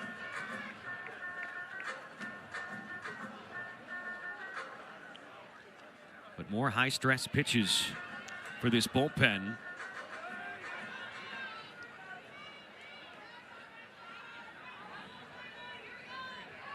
Feel like if you're Mizzou, you can ill afford to fall any further behind. With Abby Carr now getting loose. Knight, such a dangerous batter up there, too. I mean, with her hitting 7th, you're probably not going to find a better 7-hitter in the country. No, she's so effective at the plate as a slapper, and with runners on base, it makes a slapper even more effective, especially with the runner at second base. Updegrove out there at shortstop has to be moving, making sure she's moving on a bunt, making sure she's moving on a steal. You have Addie Waits pulled in, trying to make a play. If she bunts the ball, if you're a slapper and runners are on, it makes the defense very uncomfortable. There's a big hole up the middle right now, especially with Updegrove shaded a bit towards third, and we've seen her hit it in that spot a couple times already. Once yesterday, once today. This time flips it down the left field line. And Ramsey's there for out number 2. That's a big time out when you've got Knight up there and her average, it's well above 400. That's a huge out for Missouri to get that. Now you have the 8-9 hitters coming up.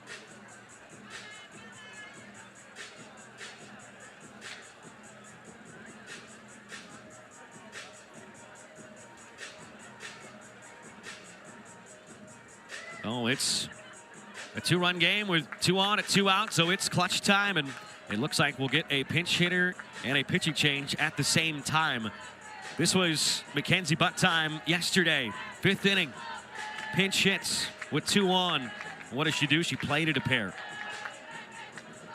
Gave Tennessee a 2-0 advantage, proved to be the game-winning hit, so Abby Carr will enter stage left.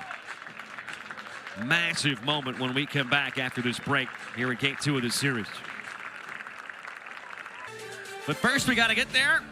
And we got to get through Game 2 here in Como, where it's a tight one. And in steps Abby Carr, the freshman.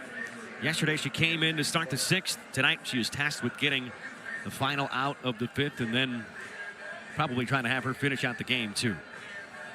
Abby Carr so impressive as a freshman out there in the circle. She has a changeup, backdoor curveball, and a rise ball, but really she is going to throw this changeup the majority of the time, and she will throw it in any count. 3-0, full count, bases loaded, does not matter. That is her go-to pitch. So Mackenzie Butt had the pinch hit, 2-run single yesterday. Got the average up to 300 right on the dot. 7 homers, 30 RBIs. OPS of nearly 1,100. And she's hitting right after Sophia Knight, so this is back-to-back former Boise State Broncos. Game-winning hit yesterday.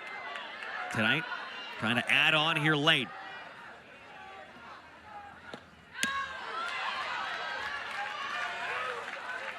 So many changeups, and if you haven't seen her yet and you're coming in off the bench, this could be a different look. It's a lot different look from what they have seen. You know, bringing in Mackenzie Butt right now is a huge play for Tennessee. She had a great at-bat last night, came up with some big-time RBIs. Now Abby Carr put in this situation. They bring in Abby Carr in a lot of tough situations, which you don't normally see for a freshman, but she comes in with bases loaded, nobody out. She comes in really critical situations, and she's just so steady and calm out there in the circle. 2-2. Butt was the only pinch hitter Karen Weekly went to in Game 1. He's the first pinch hitter off the bench here in Game 2.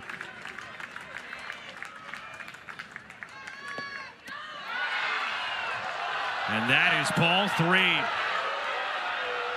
Nearly half the folks in attendance had stood up and they were ringing up Mackenzie Butt themselves, but point umpire had a different idea than Kevin Condor. Ball might be a little low. Abrascato does a really good job of framing that pitch. Here comes the payoff on the ground towards second. Hill knocks it into center. A run's going to come home. Another clutch RBI pitch hit for Mackenzie Butt.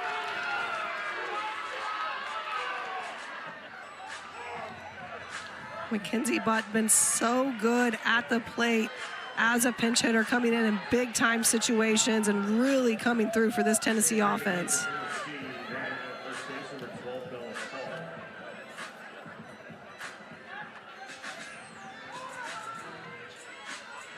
And now Bella Fall will re-enter to run. So they're at the corners after, the crowd was begging for strike three. They didn't get it. And then Mackenzie Butt comes through again. And it's the first inning we're seeing Sanaya Hill back at second. I don't know that anybody's making that play, but if you have the opportunity just to get a clean glove on it and keep it on the infield, the run's not going to score. When I also think Sophie Smith is such a good defensive second baseman, she makes that play and she probably makes it look easy. And that's where it kind of gets lost with how good this Mizzou defense normally is. You bring in Sanaya Hill, she's a good infielder, but she's not Sophie Smith. She doesn't play there every day. And that's a tough play to make, and Sophie Smith makes that play look easy.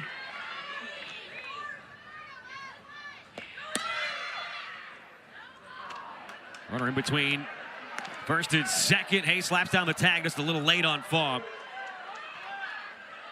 Trying to get caught in that rundown long enough to bring home the runner at third. Schuler thought about it and thought maybe a little bit more aggressively about it after Hay went down.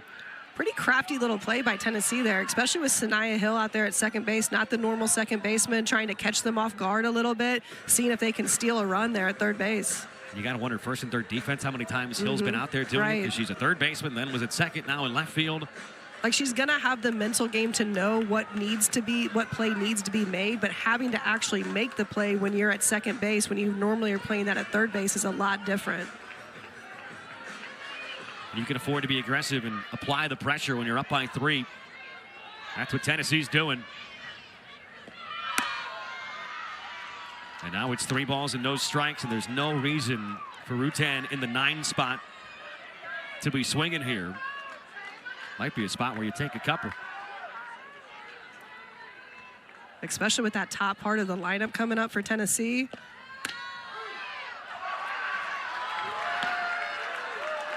I mean, if they can get Ella Dodge in at bat, especially with the bases loaded, I mean, she's produced 3 runs her last 2 at bats, a homer and a 2-run single. Fans are still really giving it to Kevin Condor. That's ball 4, and Ella Dodge will have an opportunity to add to her impressive night. Second walk of the frame.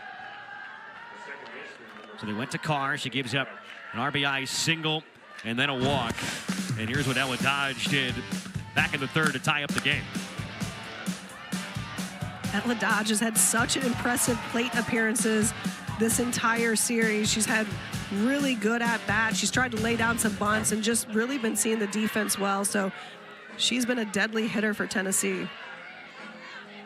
Ella Dodge, who last year was so clutch too, had the solo home run in the first, getting the lone run in that decisive third game in the Supers versus Nebraska. Hit a 2-run homer to help them force that game 3 and a 3-2 win the game prior. And she looks as stoic as can be in the box. That was the same look she had going down the first base line when she was hoping that ball was going to stay fair. What's the conversation here? I mean, you're down 3, bases loaded, 2 outs, back to Dodge. You got a true freshman in the circle. And this is as big a moment as you're going to get. Well, right now, Abby Carr just can't make a big mistake, right? She's got to throw her game. She's got to be able to throw that changeup when she wants to. Throw it for a strike, but not too high, not too much over the middle of the plate. She's going to have to work the corners, and her defense is going to have to come up big for her. Ella Dodge is not your prototypical leadoff hitter. She's only newly in that spot. She leads the team in RBIs. She's already got her 13th multi-RBI game of the season here tonight. That also leads the roster. Ella Dodge, frankly, has an opportunity to bust this thing wide open. She's driven in 3 of the 4 runs for Tennessee, and she takes the first pitch strike. The 1 out she made was a bang-bang play at first on a bunt to third that started the game. 11 home runs. That's good for second for the Lady Vols. Here comes Carr. On the ground softly towards Hay. Goes to a knee and wins the race to the bag at first.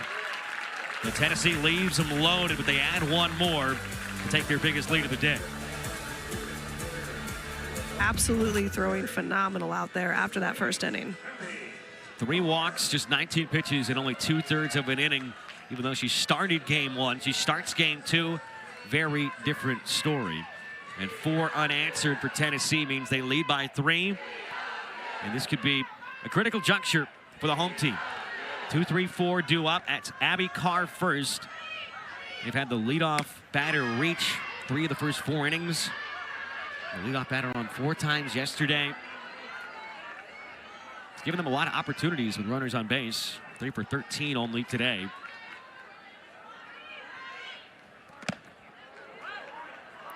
That's been a rough spot in this Mizzou offense all season long, is situational hitting the ball well with runners in scoring position, with runners on base. They're not able to string together those hits. Just like Tennessee was talking about last night, Missouri has to be able to string together some really good at-bats. And what needs to change here, 3rd time through the lineup offensively? This is your 3rd time seeing her, right? So you should know exactly what you're going in to look at. You either need to be aggressive when you see your pitch. When you get down 1-2, if you get down in the count against Sage Margetko, it is really hard to be successful. And Carr punches out looking. She is 0 for 3 with 3 Ks. Margetko up to 7 punch-outs on the night. We talk about uncharacteristic. Abby Carr has been so impressive at the plate for Mizzou. She has really struggled this series against this Tennessee pitching staff.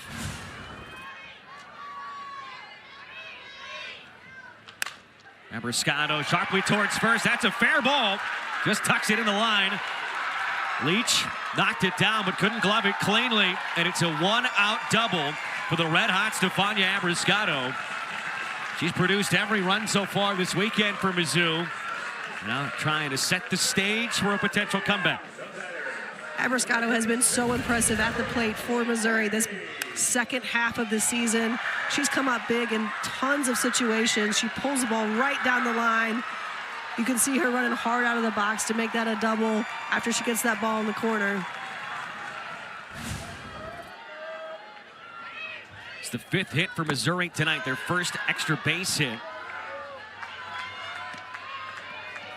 They have had a runner reach scoring position in 4 of the 5 innings.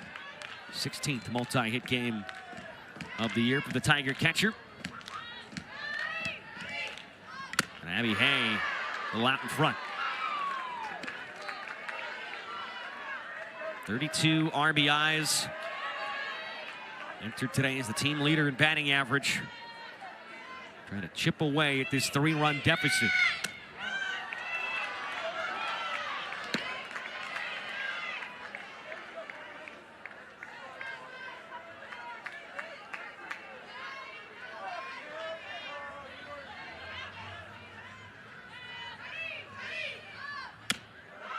That's well inside.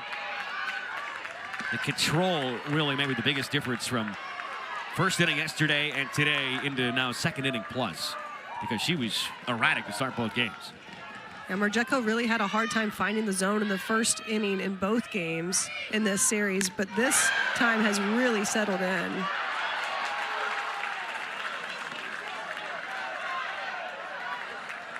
Crew chief Donald Brown said that Abby Hay was able to hold up. She maybe thought the call was different. Maybe heard something from the Tennessee dugout on the way down to first, because she about faced and headed back towards home. Take our first look at it. I thought she went live, and I thought she went on the replay. She might have gone on that. That's a tough play for the third base umpire to make, though. I don't know if you can see from that angle. It's really, in my opinion, would be the umpire out there in between first and second. It's always the difficult thing with the positioning of the umps in softball. So now your tying run is coming to the plate.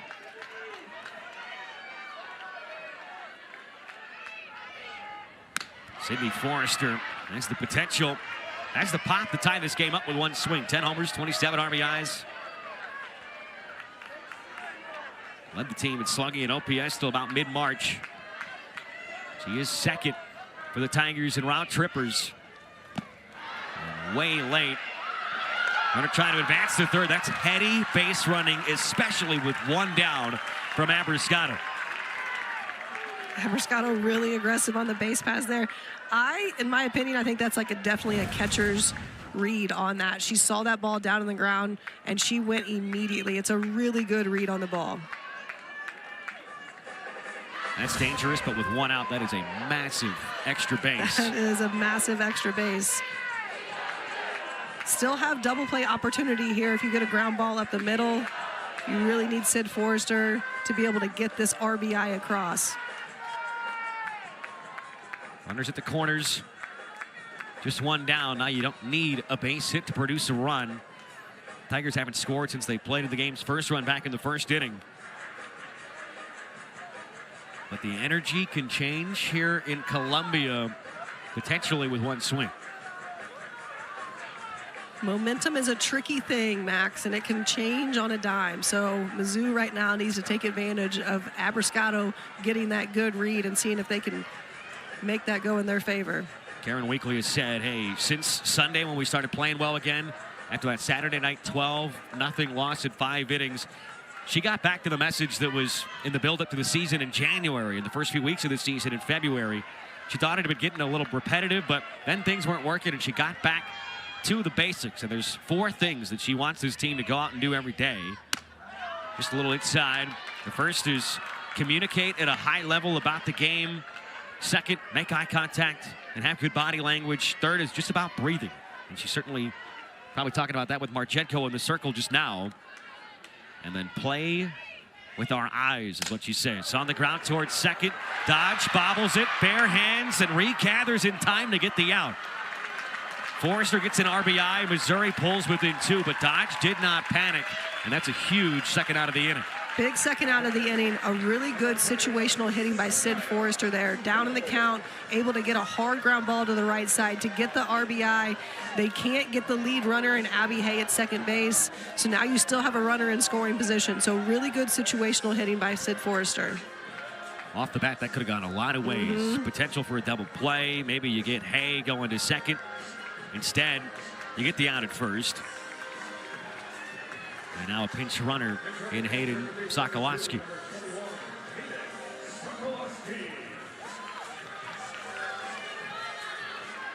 Bringing some speed, trying to score on a single and make this a 1-run game potentially. Sanaya Hill 0 for 2 with 2 Ks against Sage Marchenko. It's got to be tough mentally at the plate, knowing defensively you've been bouncing all over the place. Had to play left, not her normal position, then second. That's not her primary position either.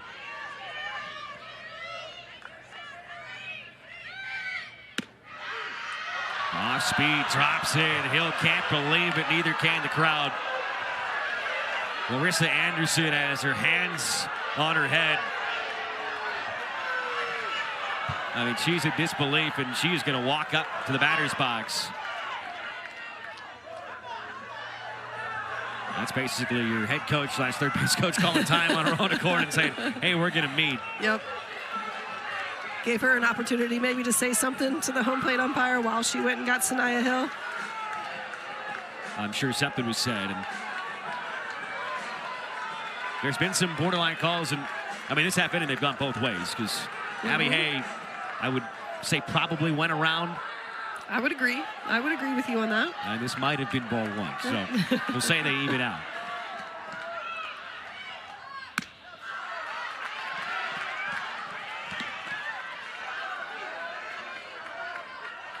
Hill's got just 6 RBIs on the season. After the RBI ground out from Forrester, makes it a 2-run game.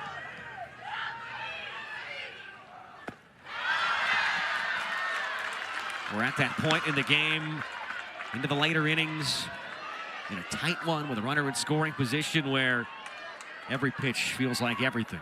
Feels very intense right now with the crowd and with the game going on. It's just everyone seems super intense.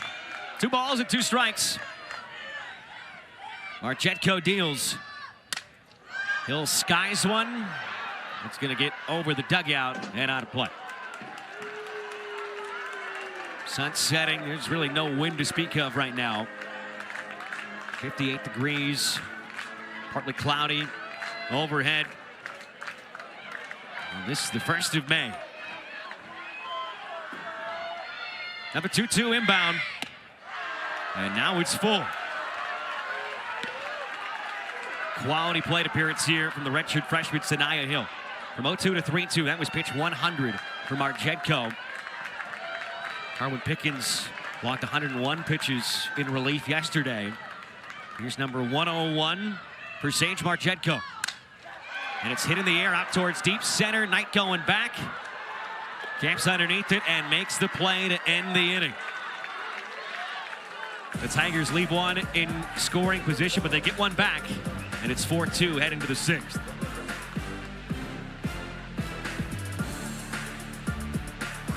Another road series. Going back to 2023, Tennessee has won 13 of their last 15 SEC road series. Opportunity to make it 14 of 16. That is just wild. Talk about this league being a gauntlet, especially when you're playing away from home. Lana Leach takes a strike. 12 homers, 23 RBIs for her so far this year. That's fun because that means she has driven in herself 12 times and all of her teammates combined 11 times. So she's driven it herself more than anybody else.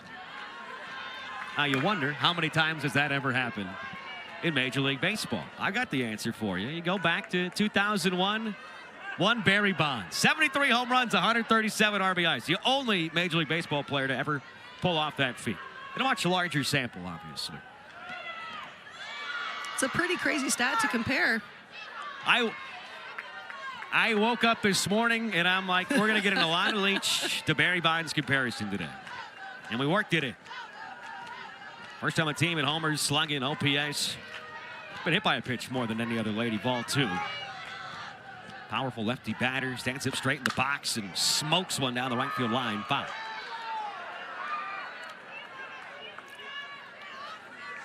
She's 1 for 2 today. She entered today in SEC play. Get this. Her OPS was 1,227. Her OPS on the season, 1,227. The exact same. Talk about oozing consistency. Very consistent. And she's also been very impressive in this series. But she gets punched out here, and maybe we spoke that into existence. Sometimes you get the jinx in the booth. And down goes Barry Bonds to begin the 6th. See Abby Carr's changeup coming in here. Leads just too far out in front. Really great strikeout pitch by Abby Carr. Abby Carr, again, will throw that changeup in any count. She will use it as her strikeout pitch. She'll use it to get ahead of hitters. Holly pulls back and takes a strike. It's been another great day for the lefties at the plate for Tennessee. They were 8 for 16 a day ago. Righties just 2 for 12 in game 1. Heads up for the on-deck batter there, and Gabby Leach.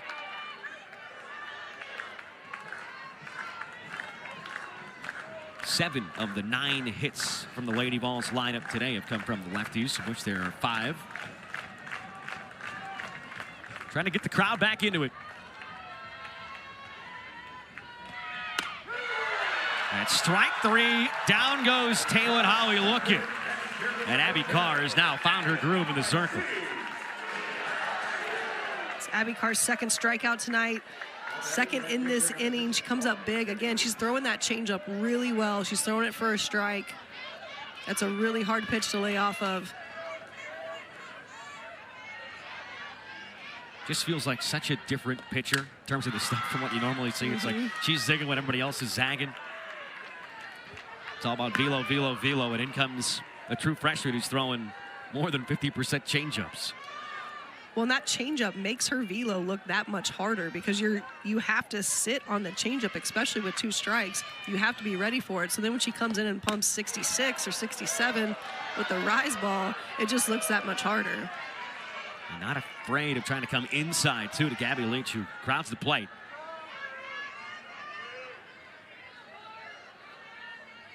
Average up above 300 now with a 2 for 3 night. Abby Carr getting ahead of every hitter in this 6th inning. Has K'd the first 2. The Leach twins, who were hitting back-to-back yesterday, hitting 2 and 4 today, and still producing.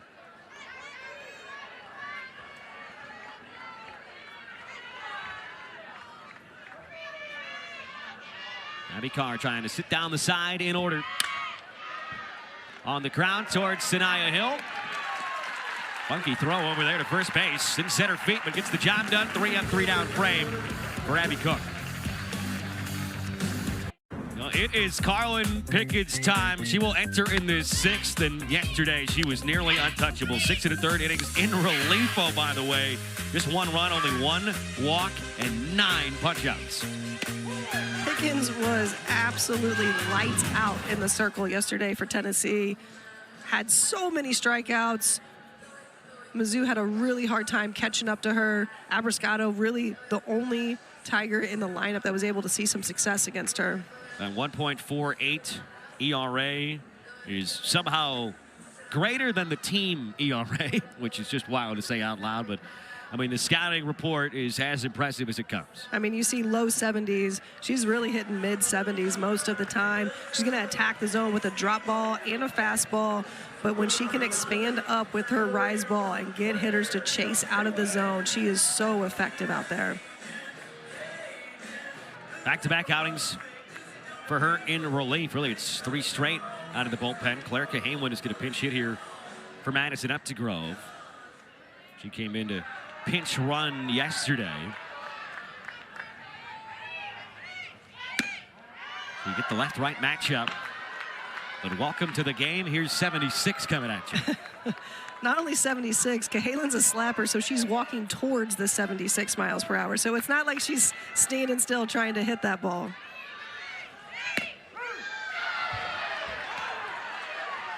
Nick the outside edge. Cahalan 10 for 53 on the season. She's over her last 8. Last hit came 2 weeks ago on April 17th for South Carolina. Rolls this one foul towards her own dugout. And this time, you know, for Pickens, she's coming in. She's got 6 outs to get. You can see that velo notch up again towards 78 is what she topped out at yesterday. It's something you mentioned off air last night. I mean, when you're throwing this hard and your off speed is in the high 60s, you need somebody strong behind the plate. And they've got a freshman back there who's super impressive in Elsa Morrison. I've been so impressed with Elsa Morrison, just with that entire pitching staff. She's done such a great job of handling them. Went around for strike 3. And when we talked about Sophie Smith's glove hand hurting yesterday, I'm sure Elsa Morrison's hand is hurting after every night when you've got Pickens out there. Just about every night that you have to catch Carlin Pickens, I would imagine it hurts. But she does a phenomenal job back there. She's hanging on to pitches that are really tough. Lenny Ramsey takes ball 1.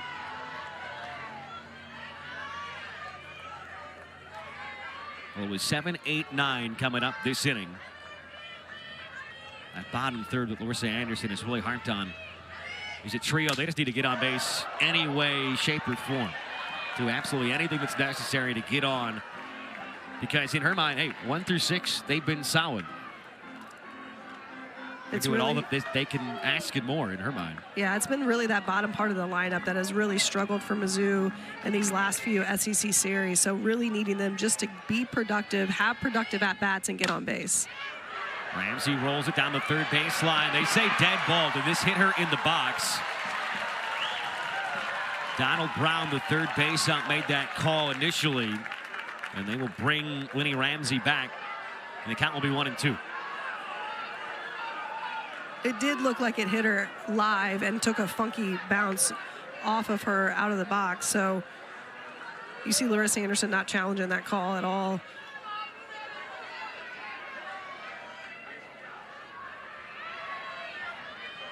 Pickens looking for back-to-back Ks. And she'll get just that. 77 just dots it on the outside corner. Pickens is so effective even as a starter, but coming in relief against Sage Marjeko, who's going to throw in the mid-60s, you're amping that up 10 miles per hour. That is just a different level for these Missouri hitters. They're going to have to get on time quickly. They don't have a lot of time to waste. They're in the bottom of the 6th inning. They're going to have to get on time a lot quicker than they were yesterday. And when you can go to Carlin Pickens in the 6th inning when you have a lead, it's like bringing in a secret weapon out of the bullpen. It's absolutely a secret. I'm not sure she's much of a secret, but she is definitely a weapon coming in from the bullpen. Certainly no secret. Two-time consensus first-team All-American, SEC Pitcher of the Year in 2025 and 2024. She is as confident as anyone you're going to find, pitcher or otherwise, probably in collegiate athletics. Hit on a line, right to Rutan, 3 up, 3 down inning, just 12 pitches for Carlin Pickens. She gets a couple of strikeouts, and we will go to the final frame here in Como. 4-2 our score. The Lady Vols looking to take another series on the road. They have won 13 of their last 15 trips away from Knoxville in the SEC. Pressure after they lost 12-0 in 5 innings. Game 1 on Saturday versus Alabama. Since then, I'm not going to say they've been flawless over just about 4 full games, but this looks like the Tennessee team that started the season 26-0 and moved up all the way to number 1. Well, and really, you want to be playing your best softball in May. We're at May 1st right now, and it looks like Tennessee is absolutely moving along that, where they are playing their best softball late in the season.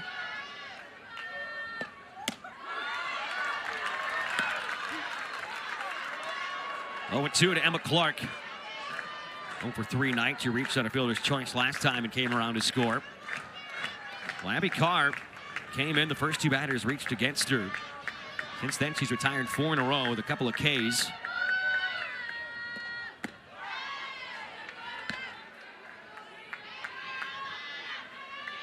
But it feels like down 2 for the Tigers, knowing they're going to have to go right back out there and face Pickens.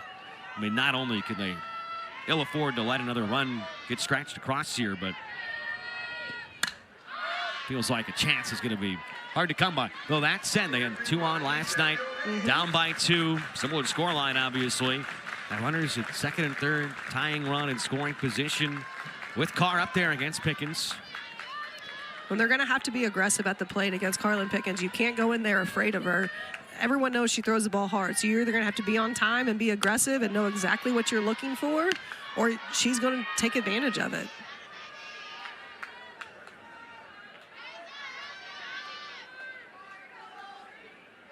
Emma Clark, the sophomore from Cleveland, North Carolina. 3 for 7 homered in that series against Alabama. Hit one off the scoreboard on Sunday. Slow roller this time, left side of the infield, cut off by Waits. In time to get the out.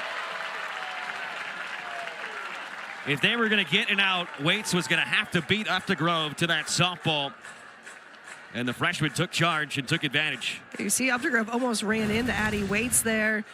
Updegrove going all out to try and get that ball. Addie Waits cuts right across her. The ruling of out at first base.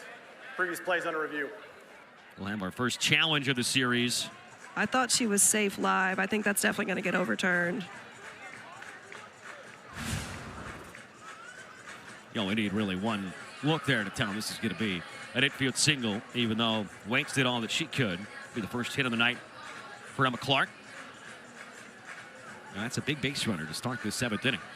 When you can see Karen Weekly, like that runner means that much more, right? Yes, you have a lot of trust in Carlin Pickens, but this game means so much to them that they want to make sure that they can get that leadoff runner on. If they can sneak another run across, that's going to be huge for them.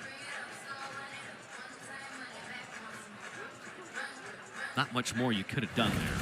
No, it's a phenomenal play. It's just, it's a bang-bang play. There's nothing much else you can do. That's not an error. That's an infield hit. That's just good softball all the way around.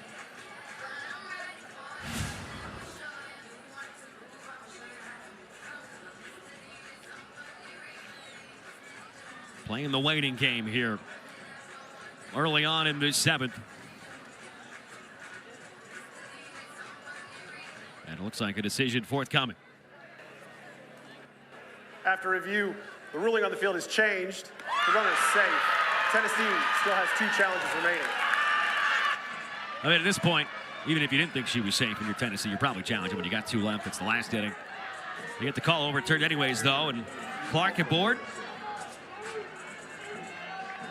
We'll see what the approach is here, knowing it's the back half of the lineup.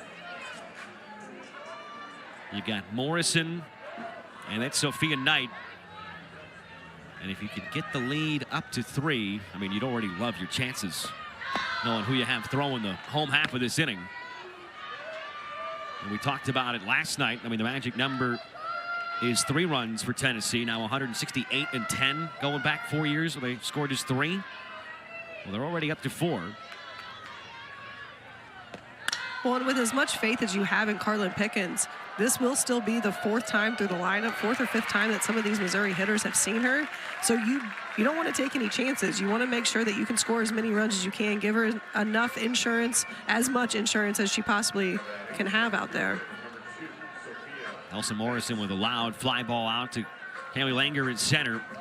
And that'll bring up the aforementioned Sophia Knight, who is 1 for 3 today. Well, Carlin Pickens looks stressed in the dugout. Just another day at the office. Not sure much stresses her out. I can't imagine so.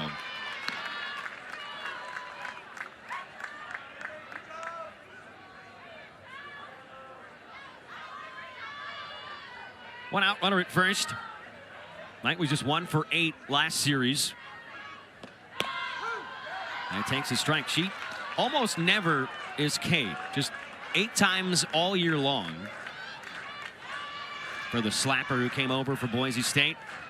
She struck out Sunday, again on Monday, and actually yesterday too. So she's been punched out in 3 straight games. That almost never happens. On the ground, that is just foul. Well, she was hitting leadoff for Tennessee up until recently when she got moved back down a little bit in the lineup, but that's a great attribute to a leadoff hitter. And really where she is right now, they're kind of using her as a second leadoff in this number 7 spot in the lineup.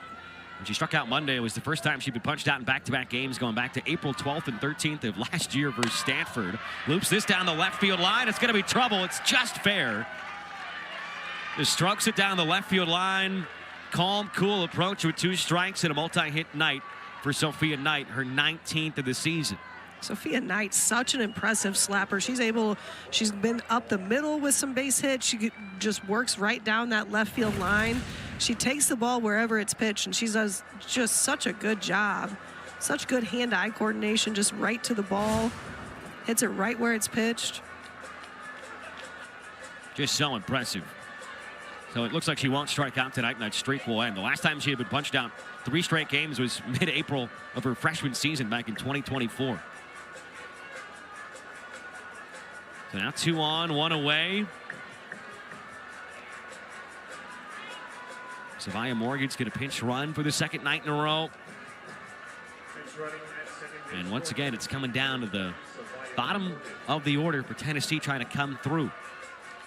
And last time we were at this spot in the order, it was Bella Foss. She was pinch hit for by Mackenzie Butt, who delivered the RBI single. This time, naturally, up 2, you're going to keep your starting shortstop in there. Well, that's really been the difference between these 2 lineups. The bottom half of this Tennessee lineup has come up and had really productive at-bats. They've gotten on base. They've had some RBIs. Mizzou has not had that luxury. They've had to have all of their production from the top half of their lineup.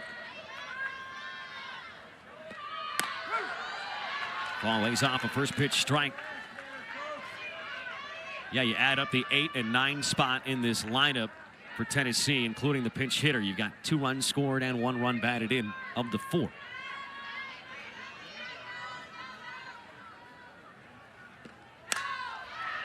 On a line, Hill's got it to first. In time, double play. That will end the inning, barring a challenge.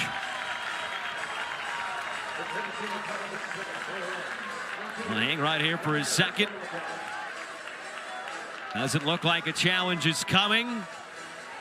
Halfway through the 7th, Carlin Pickens coming right back out, trying to slam the door shut for the 2nd night in a row. The 2-time consensus first-team All-American. Back in the circle when we come back.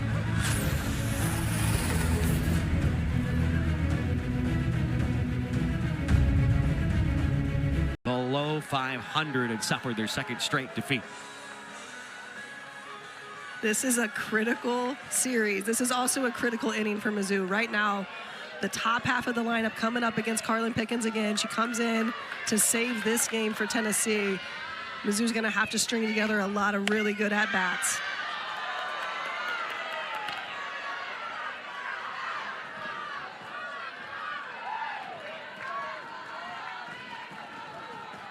One Eastern noon time. First pitch tomorrow on SEC Network on the linear side is Tennessee potentially eyeing a sweep. And if they hold on tonight and Missouri falls to 27-28, it is not necessarily a must-win. But if they lose today and tomorrow, actually they would need to win 3 games in the SEC tournament to finish the season at 500 or better. That's a lot to ask for. That's a lot to ask in an SEC tournament against teams that are all fighting for their lives in that tournament, especially if they would have to face that Auburn team that they swept on the road. It's hard to beat a team 3 times in a season. It's even harder to beat them 4 times in a season. Maddie Waits was late on 77. Top of the order up for Missouri. They had the first 2 reach against Pickens last night. Then Waits struck out. This time she rolls one softly towards Clark. He's going to step on the bag for the first down.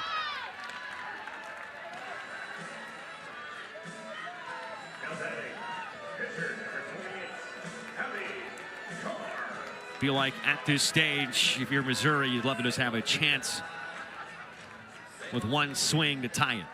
And for that, you need a base runner. Abby Carr was the final batter last night. Represented the game-winning run with the tying run at second base. Grounded out to Maddie Rutan at third to end the game.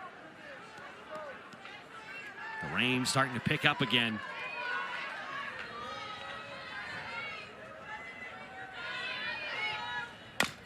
This is where you keep an eye on the control, because we saw it with the rain coming down in Sierra Harrison in the first inning yesterday, and Sage Marchetko struggling to find the strike zone. Hasn't been the case certainly yet for Carlin Pickens in the 7th.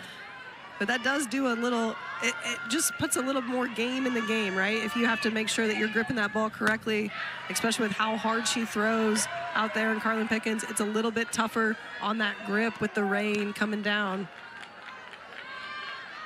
1-2 strikes to Abby Carr, who is 0 for 3 with 3 strikeouts.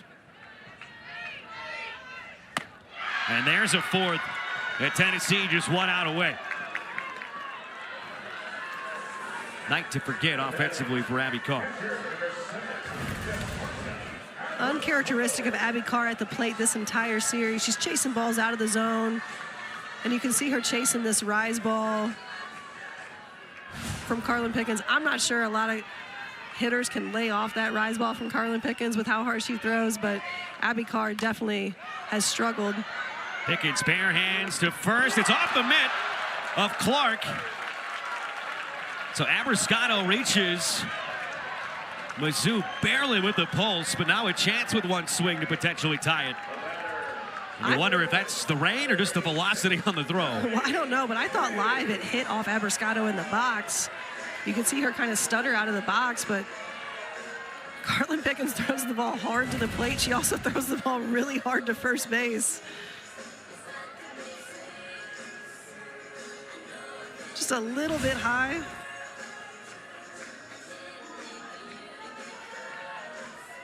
The tying run coming to the plate now.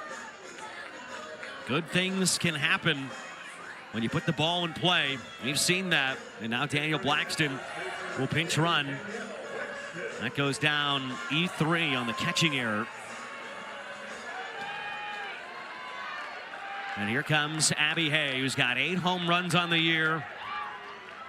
Has the juice to tie this game up with one swing. And last night, if that's any indication, Carlin Pickens was just hammering her inside all night. 1 for 2, a single and a walk. Back inside, this time gets the call.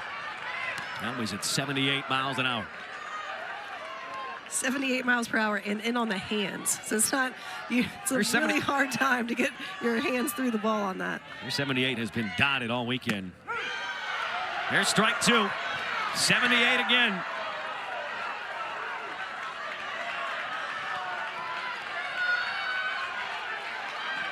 Pickens got her 13th win of the season last night, looking to pick up the save here in game 2.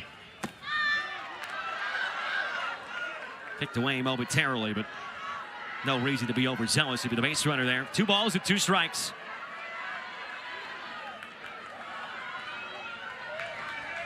Pickens versus Hay. In on the hands again. And as soon as you commit to the swing, like we talked about last night, right on right, there's just nothing you can do except maybe foul it off. And really, when that ball's coming inside, you're going to have to hope that you're on time with that 77-mile-per-hour pitch and hope that you don't get the changeup at 67 miles per hour. Elsa Morrison go right off the top of her left thigh. You got to be a workhorse back there if you're catching this staff and catching Colin Pickens. And the true freshman, I mean, she has been nothing but smiles behind the dish. No, she is tough as nails back there.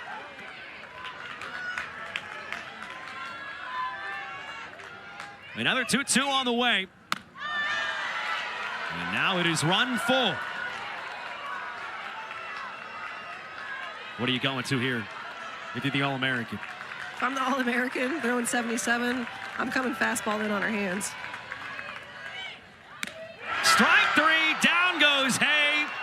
A 4th straight win for Tennessee. They have won 14 of their last 16 SEC Road Series. Tennessee is playing so well right now. They're hitting their stride in May. You're going to see a lot of really good softball from them this entire month. So impressive tonight. They entered 10-7 on the season when they allowed the first run.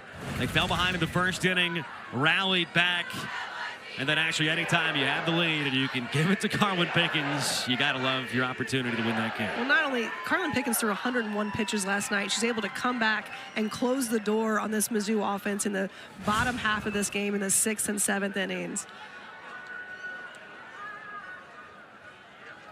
4 runs on 11 base hits. Tennessee gets their 4th straight victory. They win another series, and it looks like we are joined by Ella Dodge. And Ella, first off, I just want to ask you about, how this game finished and the luxury you guys have having a late lead and being able to bring in somebody like Carlin Pickens to finish things out. Yeah, our pitching staff is just the best in the nation, and I know whoever's in there, they're amazing. But Carlin Pickens is Carlin Pickens, and she's going to do what she does. And, I got no more, my confidence in her is just through the roofs. I don't have any doubt in my mind when she's up there. Ella, you have had such a good series at the plate so far. How are you feeling at the plate in that leadoff spot? And take us through some of your at-bats. Yeah, thank you. Just being able to set the tone for my team. Just kind of surrendering the outcome. No matter what happens, I know I'm going to give it my all, sell out for the game plan, and know that my at-bat can set the tone for the team. And I just want to stick that and do whatever I need to do for them. So the home run that tied the game back in the 3rd inning, that was a moonshot. You got to watch it. Were you worried it might drift a little foul, or do you think it was fair the whole way? I thought it was fair, but I saw it tailing, and I was like, I don't know. But then I saw him put his hands out, so I was like, all right, let's go. The starting lineup has been terrific. The pitching staff's been awesome, but can you give some props, too, to Mackenzie Butt and what she's done the last 2 nights off the bench? I love that girl. Her head is just in the right spot. She will go 110% for whatever role that she needs to fill, and you never have to doubt that her mind is in the right spot. And I just think it's so cool. She goes up there. She's not afraid to fail. She wants the moment. She wants to be the one to help the team, but she's also willing to be that one in the position to fail. But she's giving it her all, and she always goes out there. I love it for her. I'm so proud of her. Ella, thanks so much. Congrats on another series win for you guys on the road. Thank you so much. Go Vols. 4-2 final. Tennessee takes the series. They've got an opportunity.